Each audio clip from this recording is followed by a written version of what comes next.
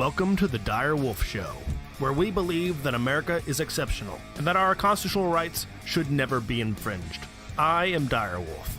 On our show, we bring you the truth and debunk fake news. If you love laughing at the insanity of the regressive left, sit back and relax. Boy, do I have a show for you.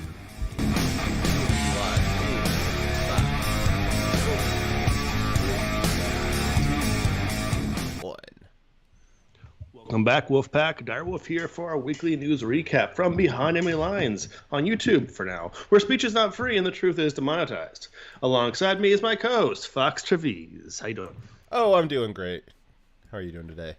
Oh, just great, huh? Okay, so no, I'm doing all right. I have a bit of a headache, but it's feeling better. You took some fentanyl, so you're good to go now.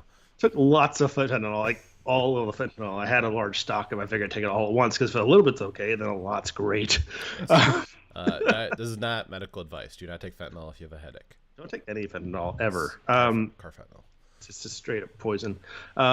Anyways, so we have a good show today. But before we get to that, yeah, we do. Good in that it's good to be informed. Not good information. It's kind of in our genre of depressing information, to be honest. Yes. One of them has a highlight to it. One of their stories.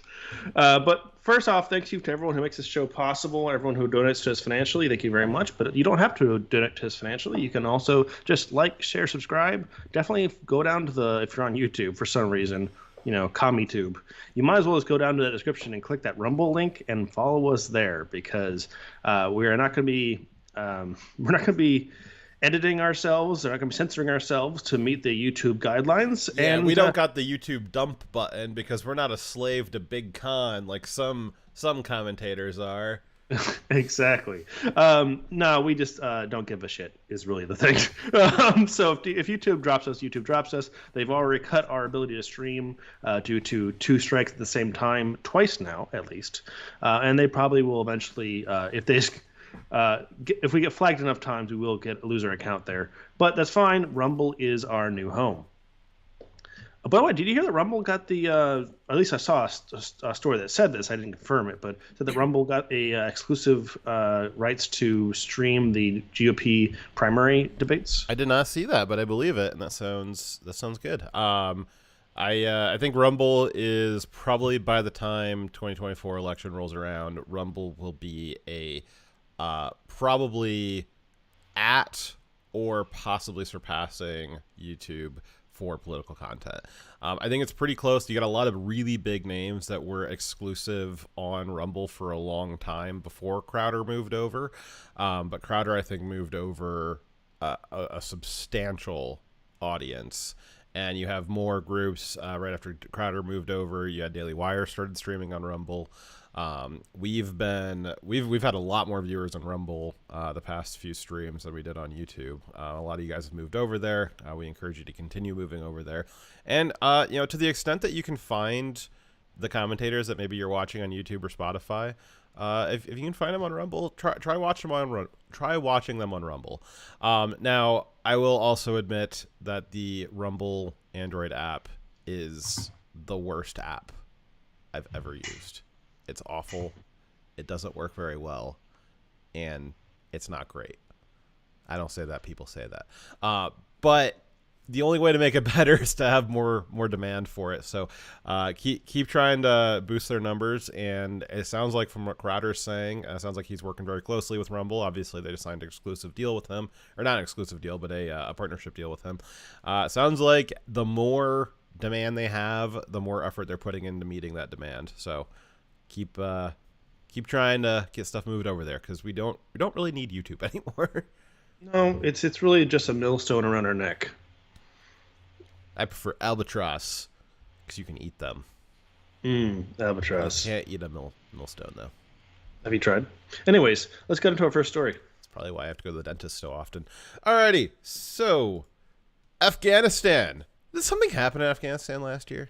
Yeah, something pretty bad happened. It wasn't even last year. It was a year before last year. Though I guess I might be in the minority of people thinking it was bad. Yeah, actually, a lot of the things that we thought were bad about it, they're actually a good thing. Really? Yeah, so it's just a matter of perspective, Tyre. To you is sleepless nights. To Biden, that's a success story. So, Um, so you're saying that people falling from planes and a bunch of violent criminals getting brought into our country unvetted, those were good it's things. an incredible success. Wow. Okay. Yes. So last week, right before everybody left to go celebrate Easter, Easter worshippers, as Hillary might call you, the Pentagon released a very special report as to why the Afghanistan withdrawal was perfect and why all the parts that were not perfect were actually Trump's fault.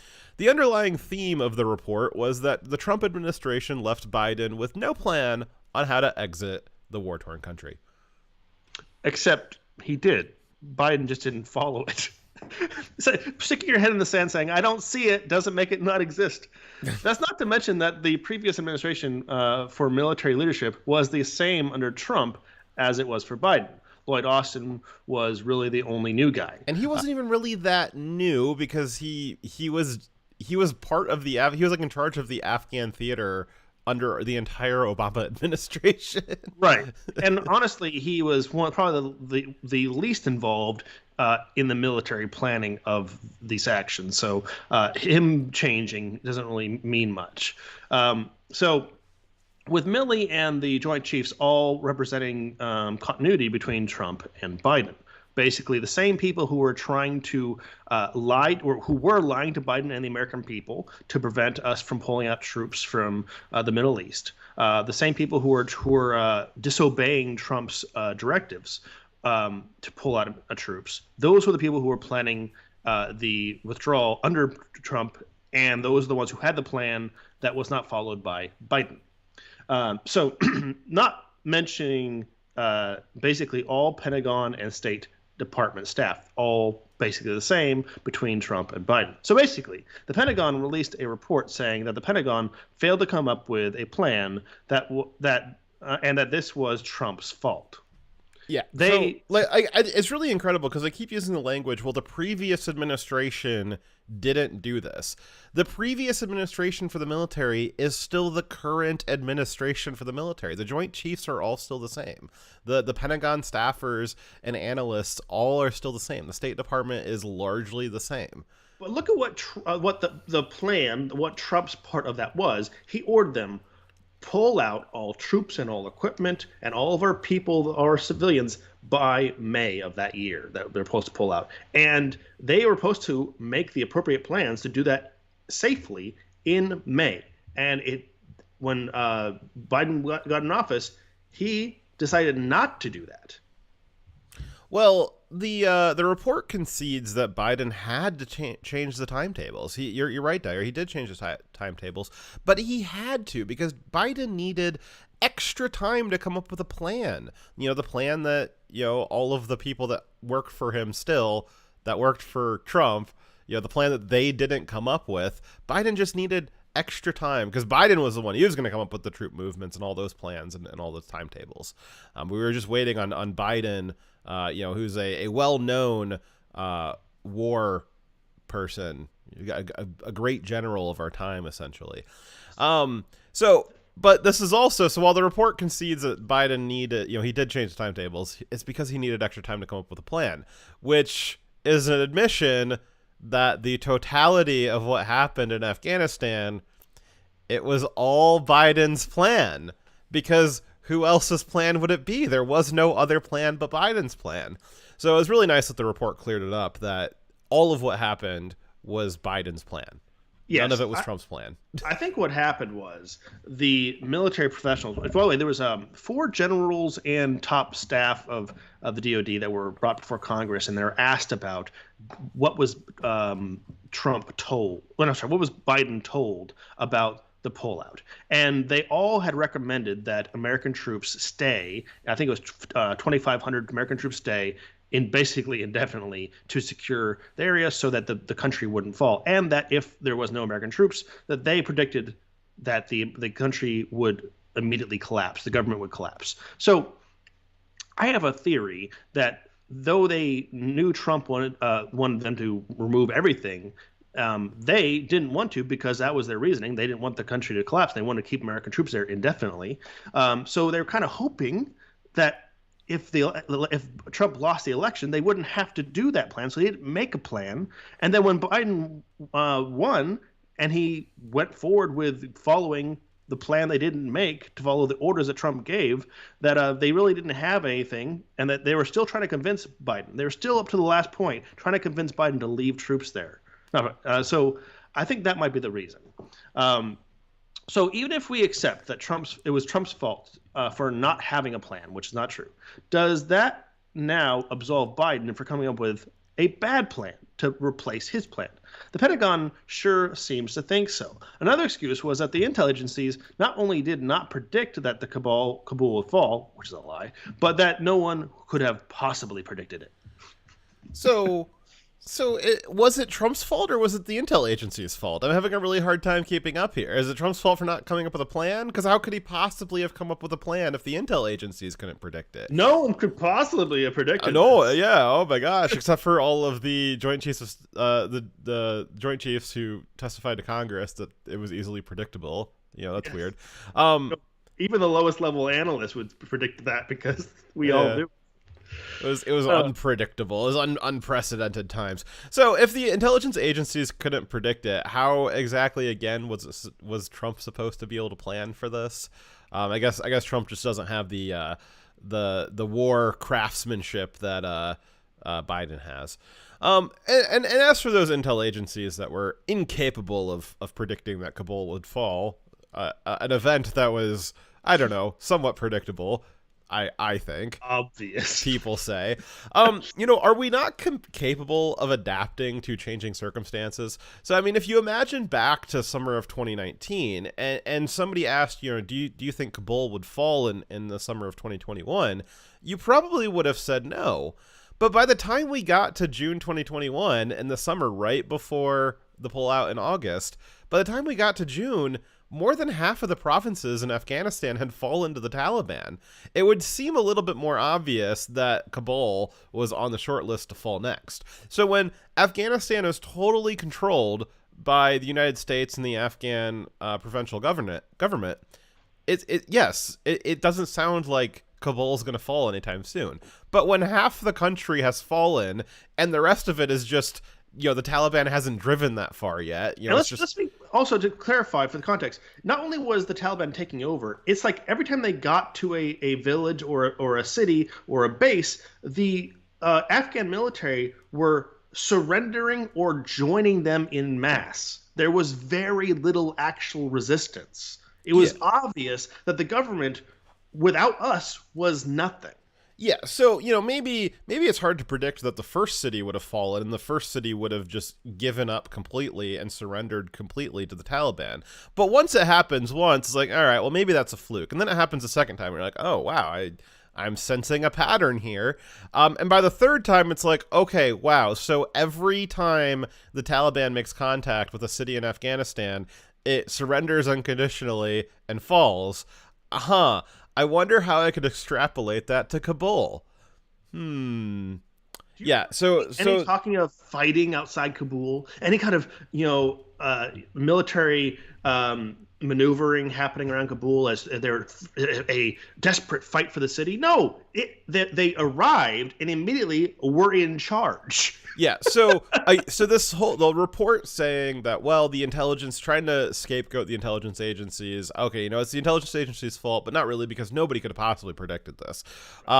It doesn't hold water, because that only works if you're talking about the intelligence reports that came out a year or 2 years prior. If you are in the whole point of the intelligence agencies is to have up-to-date information, and it was very publicly available information what was going on as cities and regions of Afghanistan fell over the preceding months to the withdrawal. And I think it was rather obvious by the time you got to the point where they were actually going to commit to the withdrawal. It seemed rather obvious that Kabul would fall.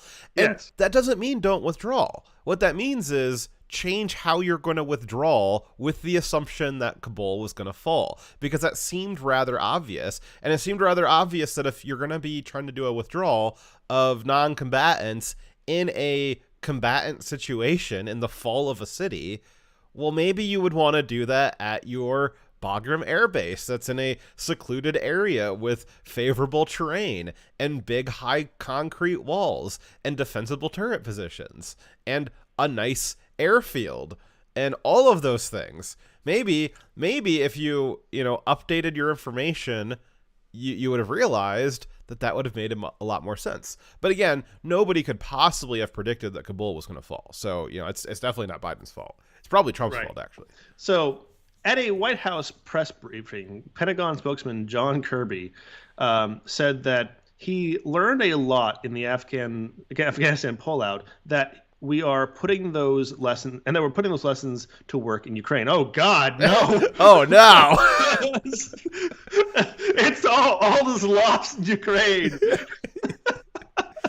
Which, if you're Ukrainian, is pretty terrifying to hear. Yeah, that is like the last thing I want to hear if I'm a Ukrainian, is like, oh yeah, everything we learned in Afghanistan, we're putting that to work in Ukraine. Or if the American troops that are currently deployed in Afghanistan, in Ukraine right now, you probably should be terrified. Yeah, Jesus. So the report also outlined some of these interesting measures of success that we have for war these days. So it used to be, we would measure the success of a war by, did we win? Did we take territory? While we're fighting the war, we might. What's that? Simpler times. Yeah, we might measure it by, how many of the enemy did we kill? What's our KD? How many are we killing of them versus their killing of us? How much are we spending on this? How many assets are we losing? What's the rate? Those were the old fogey, possibly racist measures of war. These days, we have new progressive measures for success in war, and they are a little concerning. Yes. Hold on. I got a video. Yeah. It was perfect. Nobody's saying that everything was perfect, but there was a lot that went right, and a lot of Afghans are now living better lives in this country and other countries around the world because of the sacrifices and the work of so many American government officials. So yeah, there's a lot to be proud of, Peter. Nobody's saying that everything was. Yeah. So, hold on. So you might look at 100,000 unvetted Afghani refugees as a measure of failure. Typically when you have 100,000 refugees, something has gone horribly wrong. So you might think that was a measure of failure in Afghanistan, but apparently the Pentagon and the Biden administration, they're using that as a measure of success, Dyer. If it had been 200,000 unvetted refugees, it would have been even more success. Yeah, so first off, I reject that that's a bold position from Direwolf. First off, I reject the concept that bringing anyone, like, they obviously think any kind of immigration, bring anyone to America is a good thing no matter what. But I reject the idea that bringing unvetted, some of them were terrorists, some were just criminals, some of them, and most of them had no connection to. You had a dozen rapes within the first month of them being here. We have to teach these people lessons about not raping people, and then they don't follow it. That's the kind of people we're importing here. Again, they're not good people, and I reject that as being a good thing. But also him saying that a bunch of government officials sacrificed so much for this great success. Oh, fuck off. You know what? The people who sacrificed were not government officials. They were young men and women working, our soldiers in the field who had their lives wasted for your little experiment. Well, I mean, I think that the government officials, I think that they sacrificed a lot because they paid for the whole transport over to America. They're paying for the housing of these 100,000. Nope, taxpayers. Oh, the taxpayers paying for all that. Oh, yeah, John Kirby had some of the refugees like in his house. Yeah, like, that might. I might be him in his house. If he was personally paying for it, I would feel differently. But that's not what's happening here.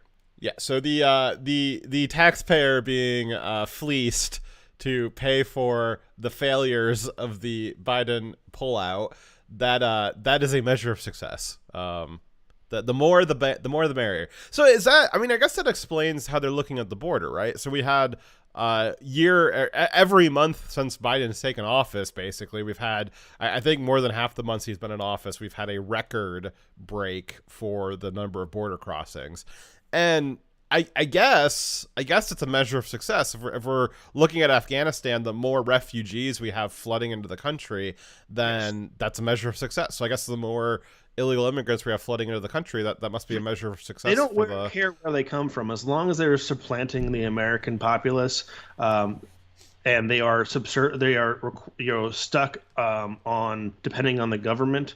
So they're likely to become Democrat voters who will ask for more and more. I think that as long as those things are true, it doesn't matter where they came from. So they see it as a great success to bring in more people from other countries that don't have the concept of rugged individualism. Now, that is not the only odd measure of success that the report outlines. What else do we got there? So other odd measures of success included the number of Spec Ops veterans and private security companies that went into Afghanistan after the pullout to rescue Americans and allies. Huh. But why was that required?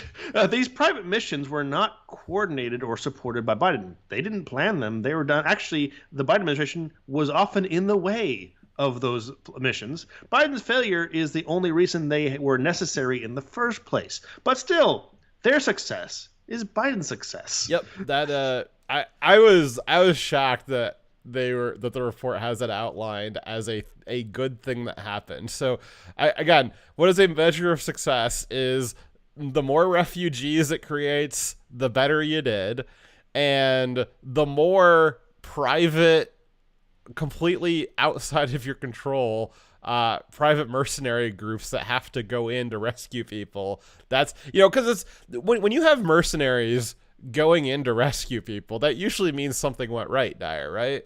No, it means something went horribly wrong, and this is like them trying to salvage the situation. So it's kind of like a guy setting his house on fire with a family inside, and then is sitting outside, and then the fire department comes, put the fire out, and rescues his family. He's like, look what I did. I rescued my family.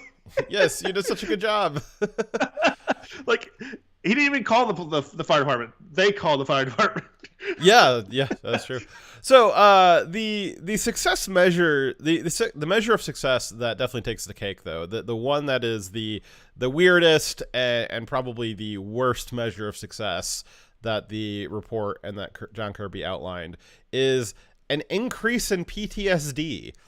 So this came as John Kirby was touting the courage and the bravery of the servicemen on the ground in Kabul, saying, quote, "In the final days of this war, these men and women saw things that you and I could never even fathom. These personal triumphs." So we lost Dyer. Dyer, where are you? Why are you disconnecting? We've lost Dyer. That's okay.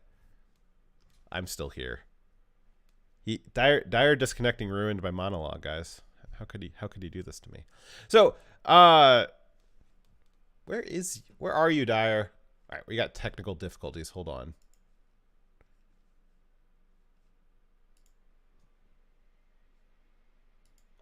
Please stand by.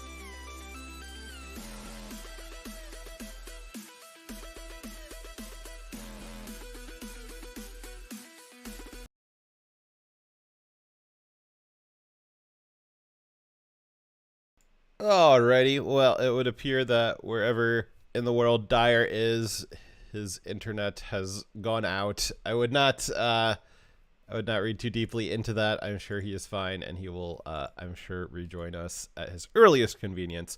All right. Well, continuing on here. So, John Kirby. So this Pentagon report and John Kirby, they're basically touting an increase in PTSD as another measure of success. So you had you had John Kirby saying that in the final days of this war, these men and women saw things that you and I could never fathom. That's right. So basically, it's saying that the personal triumphs of these individual servicemen, I'm saying the personal triumphs of these individual servicemen cannot be understated, but they don't belong to the Biden administration. A soldier being put into a position where he has to display courage is good. That is a good personal triumph for himself. That is not a success for the Biden administration. It's in fact a measure of failure that the serviceman was put into that position in the first place. And especially the idea that these servicemen and women were put into positions where they had to see things that, quote, you and I could never fathom, which is a colorful way of saying that we gave them all PTSD, putting them into those positions where they get PTSD and they're able to persevere through that, that's good for them on an individual level. Being able to persevere through adversity is good for individuals. It's not good that you were put into that position, and Biden is the one that put them into those positions. So that is not a measure of success that Joe Biden gets to take credit for. The Biden plan put these soldiers into positions where they had to show courage, or they would die. He put them in positions where they would have to see things that would stay with them for the rest of their lives. It's not a measure of how successful Biden is. It's a measure of the quality of the men and women that we have serving in uniform, which is, unquestionable. But it is not a measure of success for the Pentagon or a measure of success for Biden. It's quite the opposite. The report also made a concerted effort to point out that Biden had full trust in his commanders on the ground to handle decisions about Abbeygate, the location where 13 servicemen... Oh, guys, we have a special call-in. Who could it be? Hello? I have valid reasons for hating this country. Yes. It's not that we know what country you're in. Guys, we have a special guest. It's Direwolf. Well, I like calling into this show. I really respect you guys so much. You got some really great takes, and thanks for letting me on. And you guys have no idea what kind of membership tier Dyer had to pay for to be able to call in the show like that. It's quite substantial. Yes, but you too could pay it. I could. So I didn't get super far. And I did actually. This was the part that I most wanted you to comment on, and then you on purpose hung up the phone. So we were just talking about basically Biden, the Biden administration talking about in the report, and Kirby talking about these men and women, they saw things that you and I could never fathom. I'm sure you could probably fathom. I can't fathom them.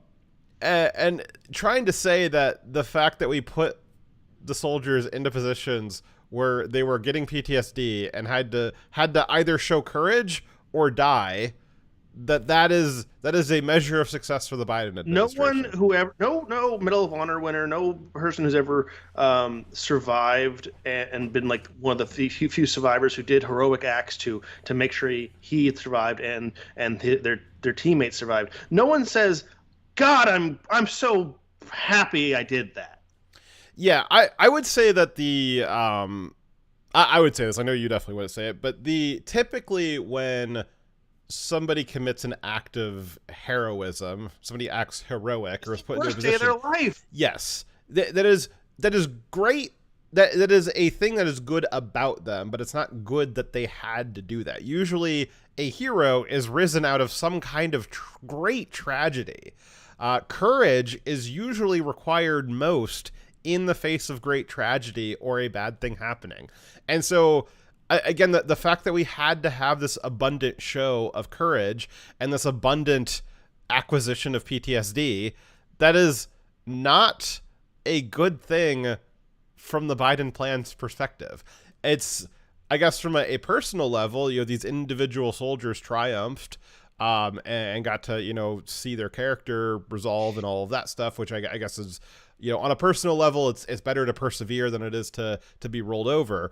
But it's not good that they had to do that. Yeah, so people like Biden and Kirby and Austin and Milley, they engineered a situation where that would cause great suffering to these people, put them in a situation where they'd be forced to show bravery, or they and those they care about would die.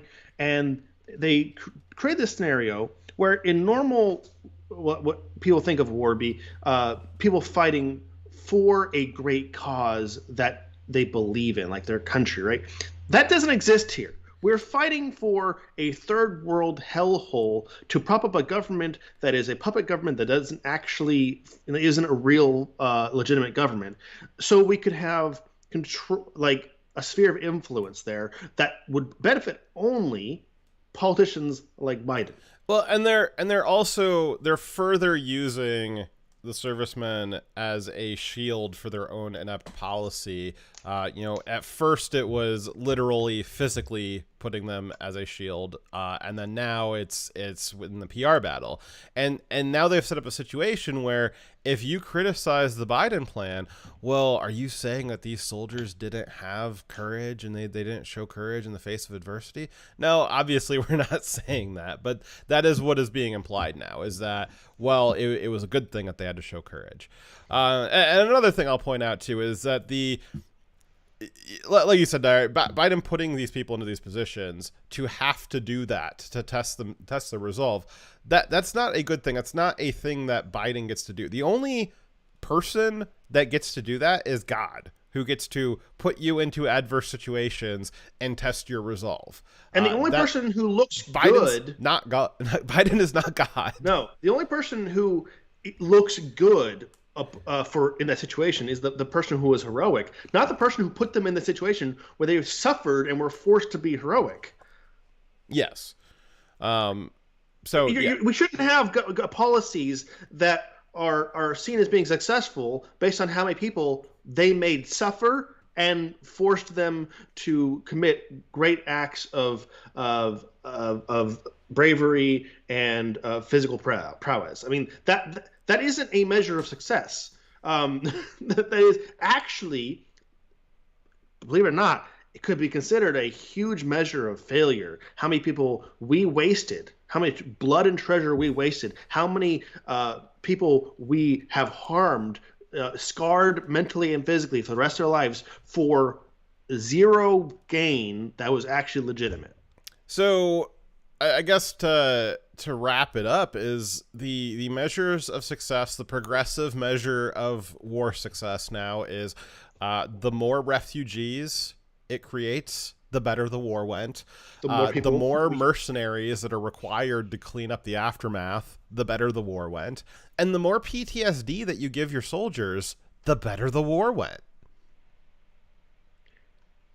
It is insane. I know they have to say for politics that, oh, this was a huge success because they can't admit the truth. As Democrats, they can't. But if they truly believed this, they would be completely retarded. But they don't believe it. They're just lying, and they're hoping that you're retarded and that you'll believe it. I already read this part, but you can reread it because it's short. Okay, so the report also made a concerted effort to point out that Biden had full trust in his commanders on the ground to handle decisions about Abbey Gate, the location where 13 servicemen lost their lives, which the report suggests was definitely not Biden's fault at all in any way. Yeah, because he trusted his commander, Dyer. I mean, obviously that part wasn't his fault.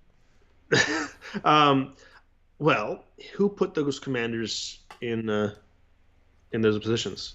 Yeah. So who didn't give them clear rules of engagement? Who put those commanders in an unwinnable position, making them try to manage a evac in the middle of a metropolitan area at a civilian airport? I mean, he kind of gave them a shit sandwich and gave them no guidance. And you know what? They failed. Those commanders royally failed because they did not First off, they should have said no. This is untenable position. You're creating a situation where my people will die.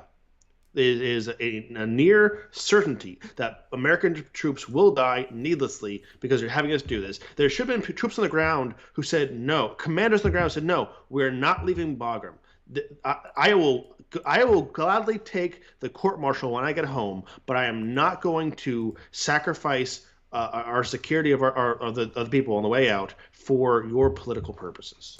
So, with all that said, Dyer, you might be wondering, well, obviously some things went a little bit awry. Is anybody going to get fired for this? And John Kirby in the report has an answer for that as well. Who's going to get fired over this? Peter, the purpose of the document that we're putting out today is to sort of collate the... Yes, hold on a second. Chief reviews and findings of the agencies that did after-action reviews. It's not... The purpose of it is not accountability. The purpose of the report is not accountability. Okay, so wow. The agency that fucked up the withdrawal is also evaluating itself and found that it should not be held accountable. And then the military is all about accountability. I don't know, like, if you don't take accountability for mistakes, then you are guaranteeing they will be made again. Well, maybe maybe it's hard to take accountability because the mistakes were so big and so very expensive. And one of the questions that I think a lot of people had is, there was reportedly like $90 billion worth of hardware left behind. Well, let's see what Kirby's got to say about that. In looking through this, it doesn't seem to address the $7 billion in military. I don't know where they got the $7 billion number from, because I think we've all heard it to be much higher. But I would say $7 billion conservatively. That wouldn't even cover the aircraft. Yeah. So address the $7 billion in military hardware and technology that was left in Afghanistan for the Taliban. The president took office in January. The withdrawal happened in August. Does the president take responsibility for leaving all or some of that? You know who was responsible for that equipment? The Afghans. Because you know why? It was their equipment. First of all, I don't believe the number's accurate. So basically what he is now claiming is that all of the military equipment that we left behind that was being used by our U.S. troops like the day before we left it. Yeah. That was all actually bullshit. That actually belonged to the Afghans, and it wasn't even our right. We had no right. We had no right to take it from the Afghans. Complete bullshit. But let's put the number aside, the $7 billion. Yeah, also the millions of there was very little, and I mean very little, U.S.-owned equipment or U.S.-operated equipment that we left when we left Afghanistan. I'm talking like... Okay, so he is... I know you want to jump in, but let him finish, Dyer, and then you can jump in. So he's going to list off a few of the assets that we left at the Kabul airport when we left. After he's done with that list, Dyer, you can jump in and say one of the pieces of equipment that he missed. Some forklifts at the airport. Forklifts. And some ladder vehicles, some fire trucks that we were using at the airport. But the helicopters that we left there, all disabled, so the Taliban couldn't get them flying again. Whatever ground vehicles like MRAPs or Humvees, they were all disabled at the airport. Everything else outside of that airport, the stuff that's at Bagram. All right, so we had ladder trucks, some forklifts, a bunch of disabled helicopters, which is weird because I think we saw some videos the week flying after. One and hanging someone from it. Yeah, that was strange. So we have some disabled Humvees and MRAPs. They did a freaking military parade with our vehicles. Yeah. Is there anything else that we left at the airport, Dyer? Dogs. We left military working dogs. Yeah, that was what I was going for. That's what you would say.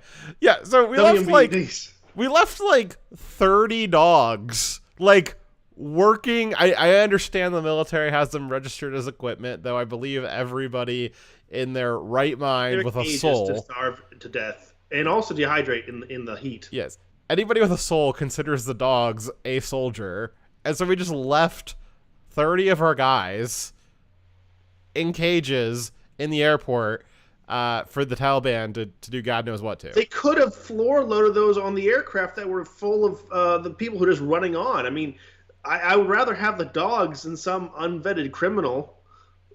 Yes. And some might even suggest that the dogs could have helped keep the plane calmer. Actually, yeah, if they were employing the dogs, they could have kept people off. Yes. Which actually that's interesting. That why were the dogs like idle? Like, I mean, if you're considering them equipment, so you've got a situation where you have like an unprecedented your surrounding, and you have 30 canines idle. Like you don't have them deployed and like out and active. I remember thinking the same thing. I don't understand why. They would have been very valuable at keeping people at a distance. Yeah, especially, I mean, Afghans and Muslims in general, like, they don't like dogs. They think dogs are dirty. They think they're dirty, so they're afraid to be bitten by them anyway. Yeah, so, I mean, that is an extremely effective tool. So, even if you're going to consider them to be tools, why weren't we employing them? But yeah, I thought it was interesting that of all the things, I wonder if you ask Conan, the good dog, good boy. I wonder if you ask Conan what his opinion on that was. I think he would think that maybe the withdrawal was not at par. I think we should consult Conan. If you don't remember, Conan was the Medal of Honor winner. Yes. Yes, very, very good boy. Let's see if he's got anything else interesting to say here. You picked the base in Afghanistan was all turned over in according with a very elaborate, deliberate, retrograde plan that the U.S. military put in place to turn over all that stuff to the Afghan military. And the Afghan military, as I said in my opening statement, decided they weren't going to fight for their country, that they were just going to leave it behind. So Dyer, you, I know your kids are a little bit young, but someday I'm sure you will teach your son how to shoot a gun, maybe even be with him when he purchases his first firearm. Of course. If now that might be your plan, right? If he shows some inability to handle it carefully or to do the correct thing with it, are you just gonna keep going with that plan to give him a gun? No. Yeah. So you take a look. You might have an initial plan, but you evaluate the conditions before you execute that plan. This is also a rewriting of history, because if you don't remember, from the perspective of the Afghanis, they were not told that Bagram was going to be evacuated, and that the Afghan troops went to work that day, saw that just no Americans showed up, and everyone, all the Americans were gone, and all the equipment was still there. That is correct. They were surprised, and they immediately abandoned the base because of it. Because they were so surprised that Americans up and left in one night with no words that they felt, oh, it's over, and they immediately ran. When the Taliban arrived to the base, Bagram, there was no one there. It was a ghost town, because Kirby is lying to you about is no, there wasn't coordination. That was our equipment that was being jointly used. But a lot of it was just being used by us. And no, they were functional. They paraded our vehicles. They flew our helicopters to hang people. And we could have removed all that equipment. They were using their own AKs. They weren't using our weapons. But we left a bunch of our weapons there. There's a lot of pictures now of bazaars all over Afghanistan where it is just tables and tables and tables of full kit. You have the full U.S. military uniform, the full M16, and different options for attachments. You have hundreds, maybe thousands of full kits ready to go, full combat kits ready to go, just sitting in these markets. And there's pictures of just endless tables of these things. The Afghan government had their own weapons. It was very much the same thing the terrorists used. They had their AKs and they had their own uniforms. They had some stuff from us, but they weren't using our kits. And but we left our kids behind. That's a complete lie. They're trying to rewrite history.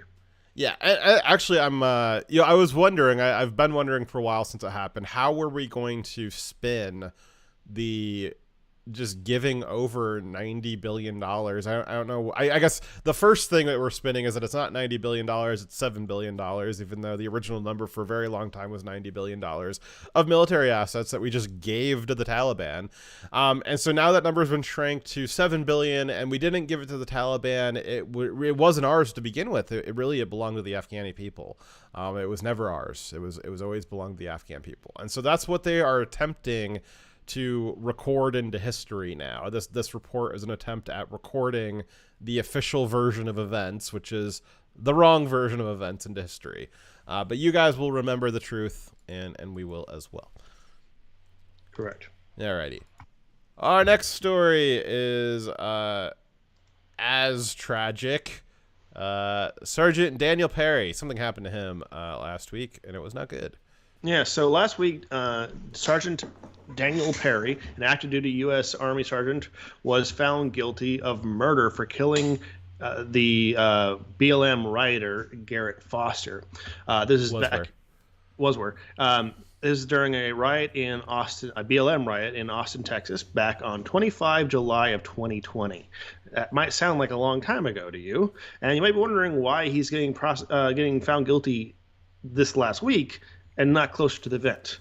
Because maybe it wasn't actually murder. The case was delayed because the police investigators immediately after the investigation back in 2020 found that it was a self-defense shooting, that Sergeant Perry had shot Foster in self-defense, and the previous DA chose not to prosecute because the evidence showed that it was self-defense. However, the case against Sergeant Perry was reopened by a recently elected far-left DA who just entered office. So he had the initial police, the local police, cleared him, and then you had the city prosecutor cleared him, and then they elected a new city prosecutor, and now all of a sudden it's reopened. Just to be clear, no new evidence was provided between the first investigation and the new DA reopening the investigation. They found more evidence that isn't really evidence, but they found more stuff to review after they had indicted him and then required him to provide documents. But based off the evidence that was there was no new evidence between the first investigation and the second one that was politically motivated. Now, this is technically not double jeopardy, which is double jeopardy is whereas if you're found innocent or guilty, you cannot be recharged with the same crime. However, because this never went to a court case, the charges were just dismissed because it was found to be self-defense. Obviously, he was not initially indicted because there was no evidence suggesting he murdered anybody. Yeah, so it's technically not double jeopardy because there was never a case to start with. However, it is, in theory, it feels like double jeopardy because he was already investigated and already found to be it is already found to be a self-defense shooting. And it is something will need to be done in Texas, and probably something needs to be done nationwide, where you cannot just have this. Now sets a precedent where if you are in a legitimate self-defense incident and you are found to be in a legitimate self-defense incident, we now have the precedent that you have to worry for the rest of your life that these charges could be re-brought against you at any time without any new evidence. That is not a sustainable way forward. That there needs to be something done about that, and really there should be something done about this right off the bat. Okay, so here is a video. We covered this in great detail on the show way back when this originally happened, and I do remember some of that stuff. So I'll probably bring that back up to color what we're talking about here, but just for a reminder, here is a video of the incident that happened. What you're going to see is Daniel Perry is an Uber driver. He was confirmed at the time to be logged into Uber. He was working that night, and so he is driving his car. He happens to find himself in the middle of a mob, which, by the way, was impromptu, was not a planned protest. It was a mob that had just occurred. Yes. And he could not have known about. Yes, and that would not have shown up on his maps or anything like that. It's interesting because the left's argument is that he knew that the riot was going to be there, and I guess in the leftist worldview, where they, they're so self-centered, they don't realize that like other people have lives. Yeah, we don't follow their Facebook groups where they plan to assault people. Yes, don't follow that. And so you're going to see Daniel Perry's car get surrounded. You're going to see Garrett Foster walk up to the window with an AK-47.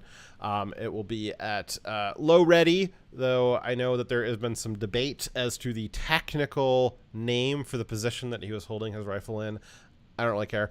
In a lot of locations, low ready is considered ready to bear. And so if you have brandished your firearm at somebody, in a lot of cases, that opens you up to having a firearm rebrandished at you and potentially being used against you. What's up? Do you think that having the rifle in your hands facing in a downward forward direction is in anywhere similar to having a holstered pistol? Because a holstered pistol is opening carrying, but not brandishing. Brandishing itself is both a crime in some places, because you have to be if you take a weapon out, you have to be picking up for a reason, and it's considered to be threatening or a threat of force. If you're open holster carrying, I mean, that's the weapon is not ready. The weapon is not ready until you remove it from your holster. So what is open carrying for a rifle? It is hanging from a strap on your side. It is not you having it brought to bear at low ready, where you are ready to, within a fraction of a second, you employ the weapon. That is different. That is a threatening brandishing of the weapon. Yes. Yeah. I this is not the technical terms, but just for the sake of the argument, we'll have it be holstered. For the pistol, that would be in the holster, obviously. For the rifle, it would be in your sling, dangling. You're not touching it. Then you have the make ready phase, which might be brandishing, but the make ready phase for the rifle would be putting it in your hands, and it's no longer freely dangling. And for the pistol, it would be removing it from the holster. Yes. And then you have the brandishing or the take aim position, which would be, taking aim. And then you have the employment, which would be the firing of it. Once you have made ready, you're no longer just carrying. You are now ready to go. As you would say, you're ready to employ that. And that is a threat. Also the standard for which the police can shoot you because you are threatening to use a weapon. Yes. So make ready is a threat. Now, maybe it's a threat in defense of yourself, but maybe it's a threat not in defense of yourself. Threats can be used in different ways. I don't necessarily mean that as a positive or a negative, but clearly making your weapon ready is a threat. And so Garrett Foster, you will see here, Garrett Foster is making ready, making a threat. You can get out your protractor and your ruler and try to get some exact measurements as to what angle, what is the arc seconds that Foster has his rifle pointed at Perry. I'm not worried about that. I'm worried about, was the weapon ready to employ, or was the weapon holstered or dangling? That's what I'm worried about. Was it in a threatening position, or was it in a dangling Second Amendment carry position? So after we watch this video, I want to point out that because of the distance and quality, it's going to be very hard to see the point where the very fraction of a second we're talking about. So we have on the slides an actual blow up of the thing we're referring to.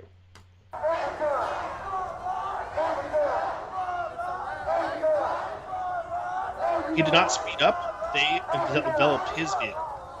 He stopped.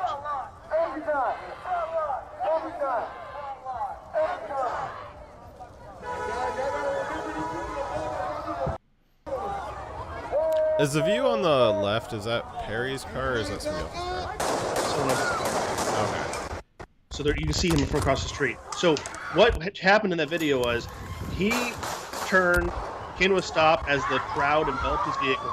He was stopped, and then they started hitting his vehicle, kicking his vehicle, and Foster came up to within 18 inches. They were able to use multiple angles of video to do a reenactment of as far as distances, and he was 18 inches from the driver's side door, directly parallel with the door with his rifle at that position. So they were able to take handprints and shoe prints from a bunch of people that were off his vehicle. So they know that for Perry, his experience was he has people yelling at him. He's at a full stop. People are pounding on his vehicle, kicking and hitting his windows. And a guy walks up to him. That's the picture on the left of right before he gets shot. Foster walks up to him with his rifle in a ready position, 18 inches from him, and it's a threatening, brandishing position, right? This is also, for context, less than a month from BLM in a similar situation, stopping a car and without the car doing anything, shooting the driver and killing him. So that is the context which Perry is reacting. Now, he's legitimately, anyone would be scared of the situation where someone comes up to you with a rifle while people are banging on your vehicle and yelling at you, right? Yeah. So Perry shot Foster 5 times, and I think Foster was likely dead with the first shot because he immediately started folding. Your turn. Is it okay? So the prosecution argued that, let's see here, that Perry should not have been armed because Uber has a policy against it. Now, Dyer and I are not lawyers. It's not legal advice, though. Your employer's policy does not override the Constitution. It doesn't override federal law, and it doesn't override state law. Little signs in the windows of establishments those are not laws. They're not state laws. They're not city laws. They're not laws. There are a few places in the world that have federal laws where you're not allowed to carry in those places. Those federal laws still don't override the Constitution. But Uber's company policy, that is not something that you get to. If you violate Uber's company policy, you don't get to put somebody in jail for that. Yeah, he's in his property, in his vehicle.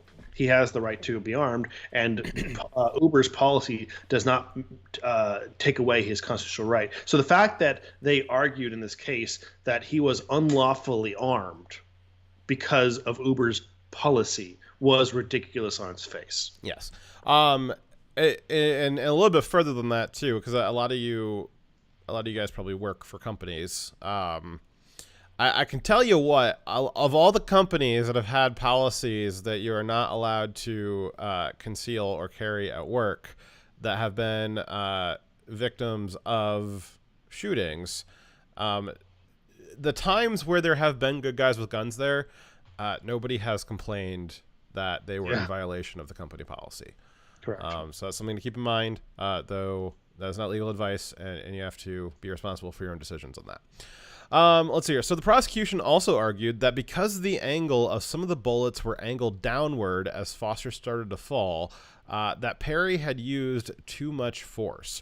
So Foster's bad aim means that Perry should not have used so much force. So there is now I don't know not what the law says, but what common practice is that once you have employed force, you empty the magazine. You employ force until the threat is down. You don't employ, it is not that you employ force until the threat has been lowered past some minimum threshold. Once the threat has passed the threshold where you're employing force, you use that force until the threat is eliminated, not until the threat has been reduced somewhat. You employ force until the threat is eliminated. That is common practice. And Perry using only 5 rounds, that is nowhere close to mag dumping somebody. It was also extremely quickly. So the thought of pulling the trigger, like there was no additional thought between those trigger pulls. It was very rapid, right? So it wasn't like he thought, oh, I want to make sure this guy is definitely dead and put a couple more in him afterwards. It's not like he fired, paused, and then put one in his head. That's not what happened here. Yes. And we've seen cases like that before, and it does bring up some questions. But yes, because the shots, I don't know if we have a timing on the shots, but it sounded like it was less than 2 seconds. You've got 5 shots off, and you know, being trained in the military, he probably got him off closer to a second. That is not enough time. It is once somebody has employed enough threat against you that you have found it necessary to employ force against them. It is not incumbent on you to suddenly gain omnipotence and perfect recall and analysis and slowing down time to reevaluate every millisecond, spending hours on every millisecond to evaluate if the threat level has changed. It doesn't require you to have a advanced polymath degree in calculus to know which angles the threat's gun is pointed at you in. That is not required. It shouldn't be required, and we cannot create or allow a precedent to be created that will be the case moving forward. That is not a sustainable method of self-defense. They try to make a big deal about him saying that he came up to me with a gun and he pointed in my direction, or rather, I didn't want to give him the chance to point it at me, because he's trying to explain, like, the guy was holding it in a threatening way, but it wasn't pointed at him yet, but it was just a fraction of a second from being able to, right? So he didn't measure out the angles, but he could tell I'm being threatened. And they're like, well, he wasn't pointing at you yet. Well, yeah, if they're pointing it at my face, it's too late. Now, here comes some responsibilities that not just some responsibilities that you have to defend yourself, but some responsibilities that you have if you are choosing to open carry, because what Garrett Foster was doing was not initially illegal. It is legal to carry. It is legal to open carry. It is legal to open carry rifles, but that is not without responsibility. You have, if you are going to be carrying, whether you're concealed carrying or open carrying, whatever you're doing, you have responsibilities yourself to ensure that you are not being threatening. You in fact have additional responsibilities outside of when you are just walking around when you're not armed. You have a greater burden to ensure that you are not acting in an aggressive manner, that you're not presenting a threat to somebody. Yes. And when a police officer will walk up on you when you're open carrying, what is the smart thing to do? You put your hands up, you make sure your hand's nowhere near that weapon, because what they're going to think if you're holding your rifle the way this guy is on the right here, when he walks up and they're telling you to halt, do you think that if you keep your hands on your weapon that they're concerned that you're possibly going to try to employ it against them? Right? Yeah, and again, that doesn't make it right for them to pink mist you for just carrying and maybe having your hand incidentally too close to the pistol. But them being nervous that you are armed, that's not on you either. That's not something that you can tell them to not have. You have the right to carry. They have the right to their emotions. And it's been throughout, I mean, the entire story of humanity has been resolving or not resolving misunderstandings between people that are intimidated by each other. And so again, that is on you. We're in a civilized society. We live in a civilized country. Unless your intent is to be a marauding freelancer, don't act like one. It is the cop's right to feel intimidated by you. It's not the cop's right to tell you that you can't carry.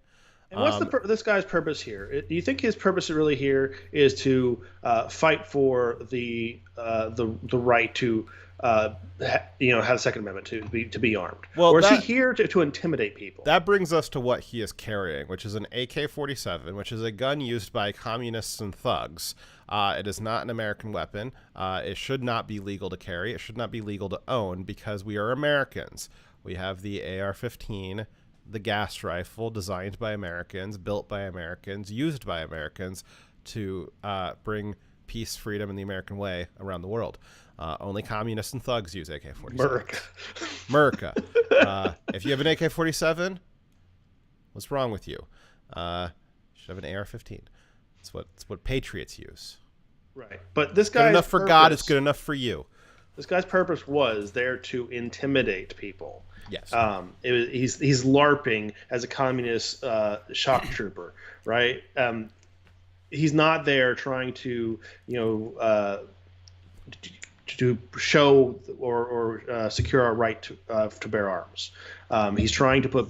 He's part of a terrorist group that was killing people at the time of this BLM riot. Yes. And there's LARPers on both sides. 99% of the time, if you are open carrying a rifle and you're not in the military deployed, you're probably LARPing. You're probably somebody who is, Garrett Foster looks a little pudgy. He's probably a little too pudgy to enlist. So he probably is LARPing, which, it's not illegal to LARP. Not yet. But you're probably LARPing. Unless you are in a situation where you are in imminent fear that somebody is coming to destroy your property or to come for you or come for your family. 9 times out of 10, if you are at a protest and you're open carrying a rifle, you're probably a little bit LARPing. Again, that's your right to LARP. That does not mean that it's not your right to LARP, but you do have responsibilities to make sure that you are not creating a intimidation situation in which you have now been perceived as a threat by somebody. And at this time, there was no examples of people going up and shooting BLM protesters, but there's plenty of examples of BLM protesters shooting people during the riots. Yes, it's hard to remember specific sequences of events, but this would have been close in time, either just after or just before that we had the execution of the guy in Portland that was a Trump supporter. You had another execution of that ex-police officer, Darren. Yes, you had that, and then there was another one where it was I think it was a CBS security guard. Somebody like CBS had hired for security went and executed a Trump supporter at the Patriots prayer rally. Right. So you had a lot of that stuff happening all at this time. That's not even kind of all the beating, people being pulled out of their car and just beat the shit out of them, right? Like yes. That's also a legitimate reason to be arming yourself to protect yourself. But they didn't have a legitimate fear that they were going to be the victims of this kind of violence because they are the ones perpetrating it. All right, I'm going to try and pound through the rest of these points here. So the prosecution also argued that Perry had texted that he may have to shoot a protester if they attack him, and they say that was him planning to conduct a murder. It is your First Amendment right. It is your freedom of speech to discuss your other rights, including your right to self-defense. We cannot have a situation, it cannot be set the precedent that using your First Amendment right to discuss your right to self-defense is suddenly incriminating. That is not an incrimination of premeditation. If you assert that you have a right, that is not evidence of premeditation. Correct. That cannot be a precedent that is set. He wasn't alleging a conspiracy. He wasn't looking at a specific target of a specific group. He was just saying, hey, like you just said, Dyer, there was a bunch of different events that happened near this point in time where you had BLM killing people or severely wounding them. And you had Perry saying, well, I don't have enough money to move, so I may have to defend myself. The prosecution actually very, very nefariously edited his text, too. They didn't give the full statement, the full conversation. They cut out just the statement saying, I may have to shoot some protesters, and presented that by itself without providing the actual conversation where his friend was saying, hey, aren't you worried driving for Uber? You might end up in one of these protests. And he says, yeah, I am worried, I am worried, but I might, if that happens, then I might have to defend myself. I might have to shoot a protester, but I can't stop doing what I'm doing. Right. So he was saying, it wasn't like he was going out there to kill someone. He's saying, I'm going to live my life. And if someone attacks me, I might be forced to defend myself. That's a completely rational, normal thing that is not premeditation of murder. But that's what they tried to, that by cutting out a segment of it, they tried to imply it was. Yes. Alrighty. So less than a month after BLM rioters went up to Sergeant Perry, presumably to kill him. Less than a month later. Sorry, wait, what? We covered this part already. Okay. Here is a video of Daniel Perry, I believe, during his first interrogation after being arrested. Or not arrested necessarily. Really stressful time. Oh God. Footage of Daniel Perry's police interview after he killed Garrett Oh yeah, that looks Foster like was somebody who played went in the out there to courtroom murder during his somebody. murder trial. The cold-blooded killer. Former Austin Police Homicide Detective David Fugit was the one to conduct the interview with Perry. In it, Detective Fugit had Perry demonstrate how Foster carried his rifle. How high did that barrel come up? Went up probably about right there. Okay, was it aimed at you? I believe it was aimed at. I believe he was going to aim it at me. I didn't want to give him a chance to aim at me, you know. And then what Perry did while he was sitting in Perry the said, I driver's didn't seat. want to give him a chance to aim it at me. That quick. All right. This is legal advice. You have a right to remain silent, and you have the right to an attorney. Use it. If you are in a self-defense incident, the cops are not your friend. The cops are not your friend in a self-defense incident. They're trying to find a way if you are guilty or not. Yes.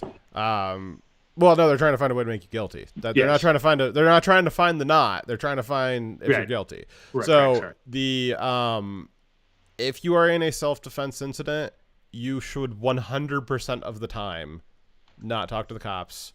You have the right to remain silent. You should 100% of the time seek to have an attorney. And if you have firearms, you should 100% get carry insurance. And not all carry insurance is the same. You need to look through and figure out which ones cover which things. There's a lot of carry insurance out there that does not cover a wide array of things that might happen. And so you got to be prudent and do your research on that.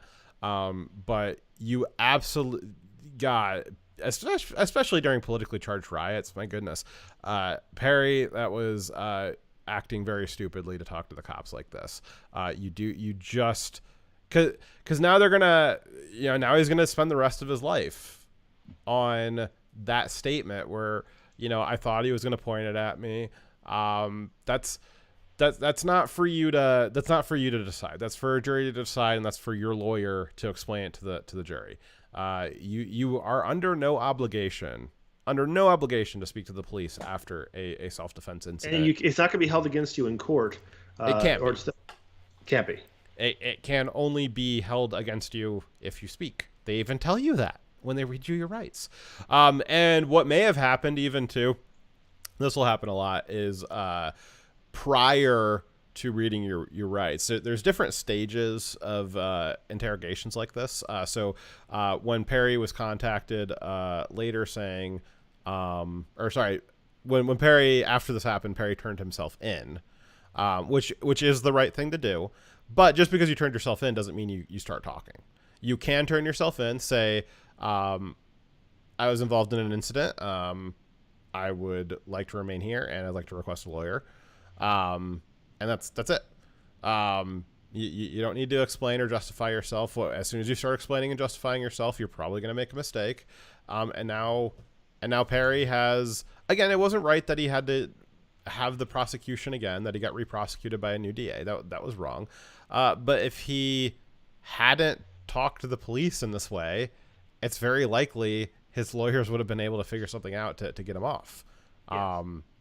Because this was a self-defense incident. And that's it's not because you're guilty. It's because you want to make sure that you say everything exactly true and correct, because anything you say by accident wrong could be either used against you or as like it could extrapolate something that didn't actually have been, like, you could just misspeak and then they'll say, well, that's the truth. And let's think about the context of the situation of why this was especially stupid for Perry to talk to the police. You're stressed out too at the time. Well, it's especially stupid for Perry to talk to the police in this incident because the specific protests that were going on were that this conspiracy theory that the police department is going out killing people. And then Perry kills somebody at those protests, and then he thinks the police are going to do everything in their power to let him off, just so what the protesters can say, oh, look, the police are letting their thugs and their their mercenaries, they're letting them go out and kill us. No, the military, an agent of the government. Yeah, the police in this situation, I mean, it seems pretty obvious that in this situation, the police have every interest in trying to put you away for life, because they don't want the blowback for that. So no, that is not in your interest to just talk to the police after a self-defense incident, ever. That is not. You have a right to an attorney. You should use it. Alrighty. Is there more to this clip, or are we going to keep going? I think there's more, yes. It's like a big investor. I don't want to get shot, so. Perry said he shot 5 times. He believes the whole encounter was less than 15 seconds. Where did you shoot? That's you.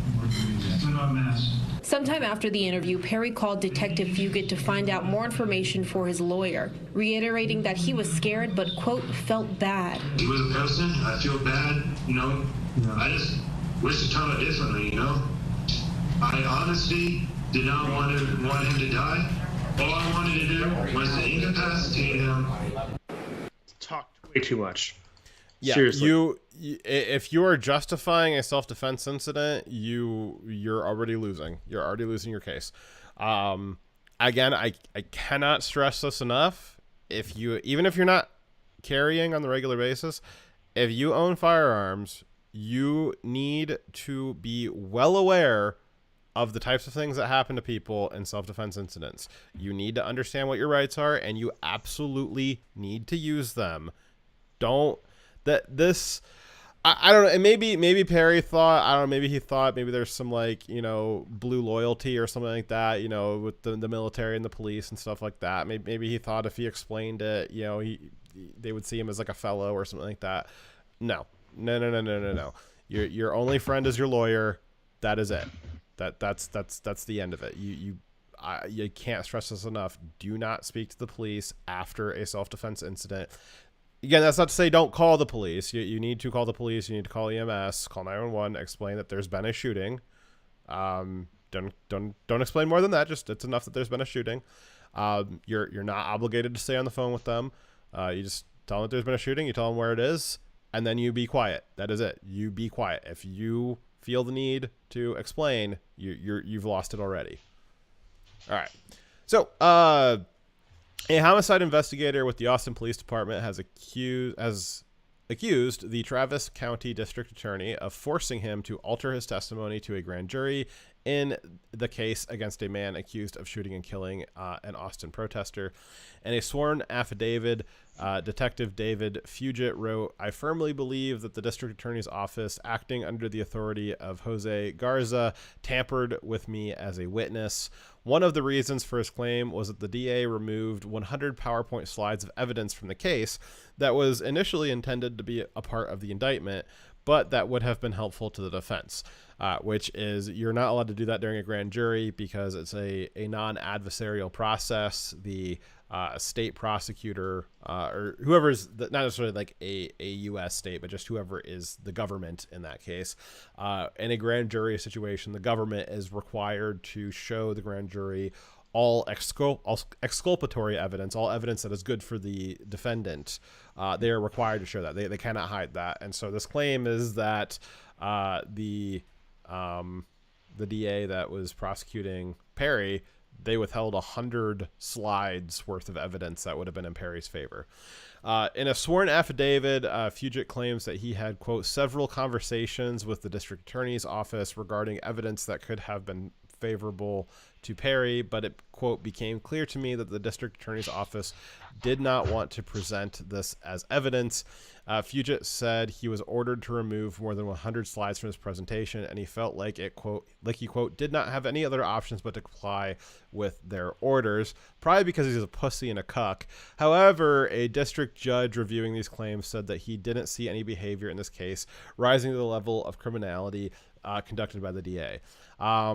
If you are, Dyer's not going to make any answers to this one way or the other, but if you are in law enforcement or in the military and you receive what you are perceiving to be an unlawful order, you resist it, you report it, And if they're still adamant that you follow it, you resign on it. That is it. There is no excuses. If especially as a detective being ordered to destroy 100 slides worth of evidence, man, if you're just gonna let that one go and maybe you toss and turn a little bit at night, but that's about it. You are a bad person. This guy is a bad person. Now, he might have been coerced by a worse person, but he himself was a bad detective, and he should be removed of all of his powers. Yes. All right. So there is more. So Governor Greg Abbott of Texas said on Saturday that I was trying to find the spot. I knew what the next line was, but I'd moved away from there. He said on Saturday, the last Saturday, that he would plan to pardon Perry. He said Texas has one of the strongest stand your ground laws of self-defense that cannot be nullified by a jury or a progressive district attorney. So Governor Abbott wrote on Twitter, I look forward to approving the board's pardon recommendation as soon as it hits my desk. So in Texas, the governor can't pardon as quickly and easily as a president can pardon someone. So the way the Texas law has it set up is to prevent any one governor releasing a bunch of violent criminals into the streets. They have a board of officials who do a little bit of pre-vetting and present pardon requests to the governor that he then can approve.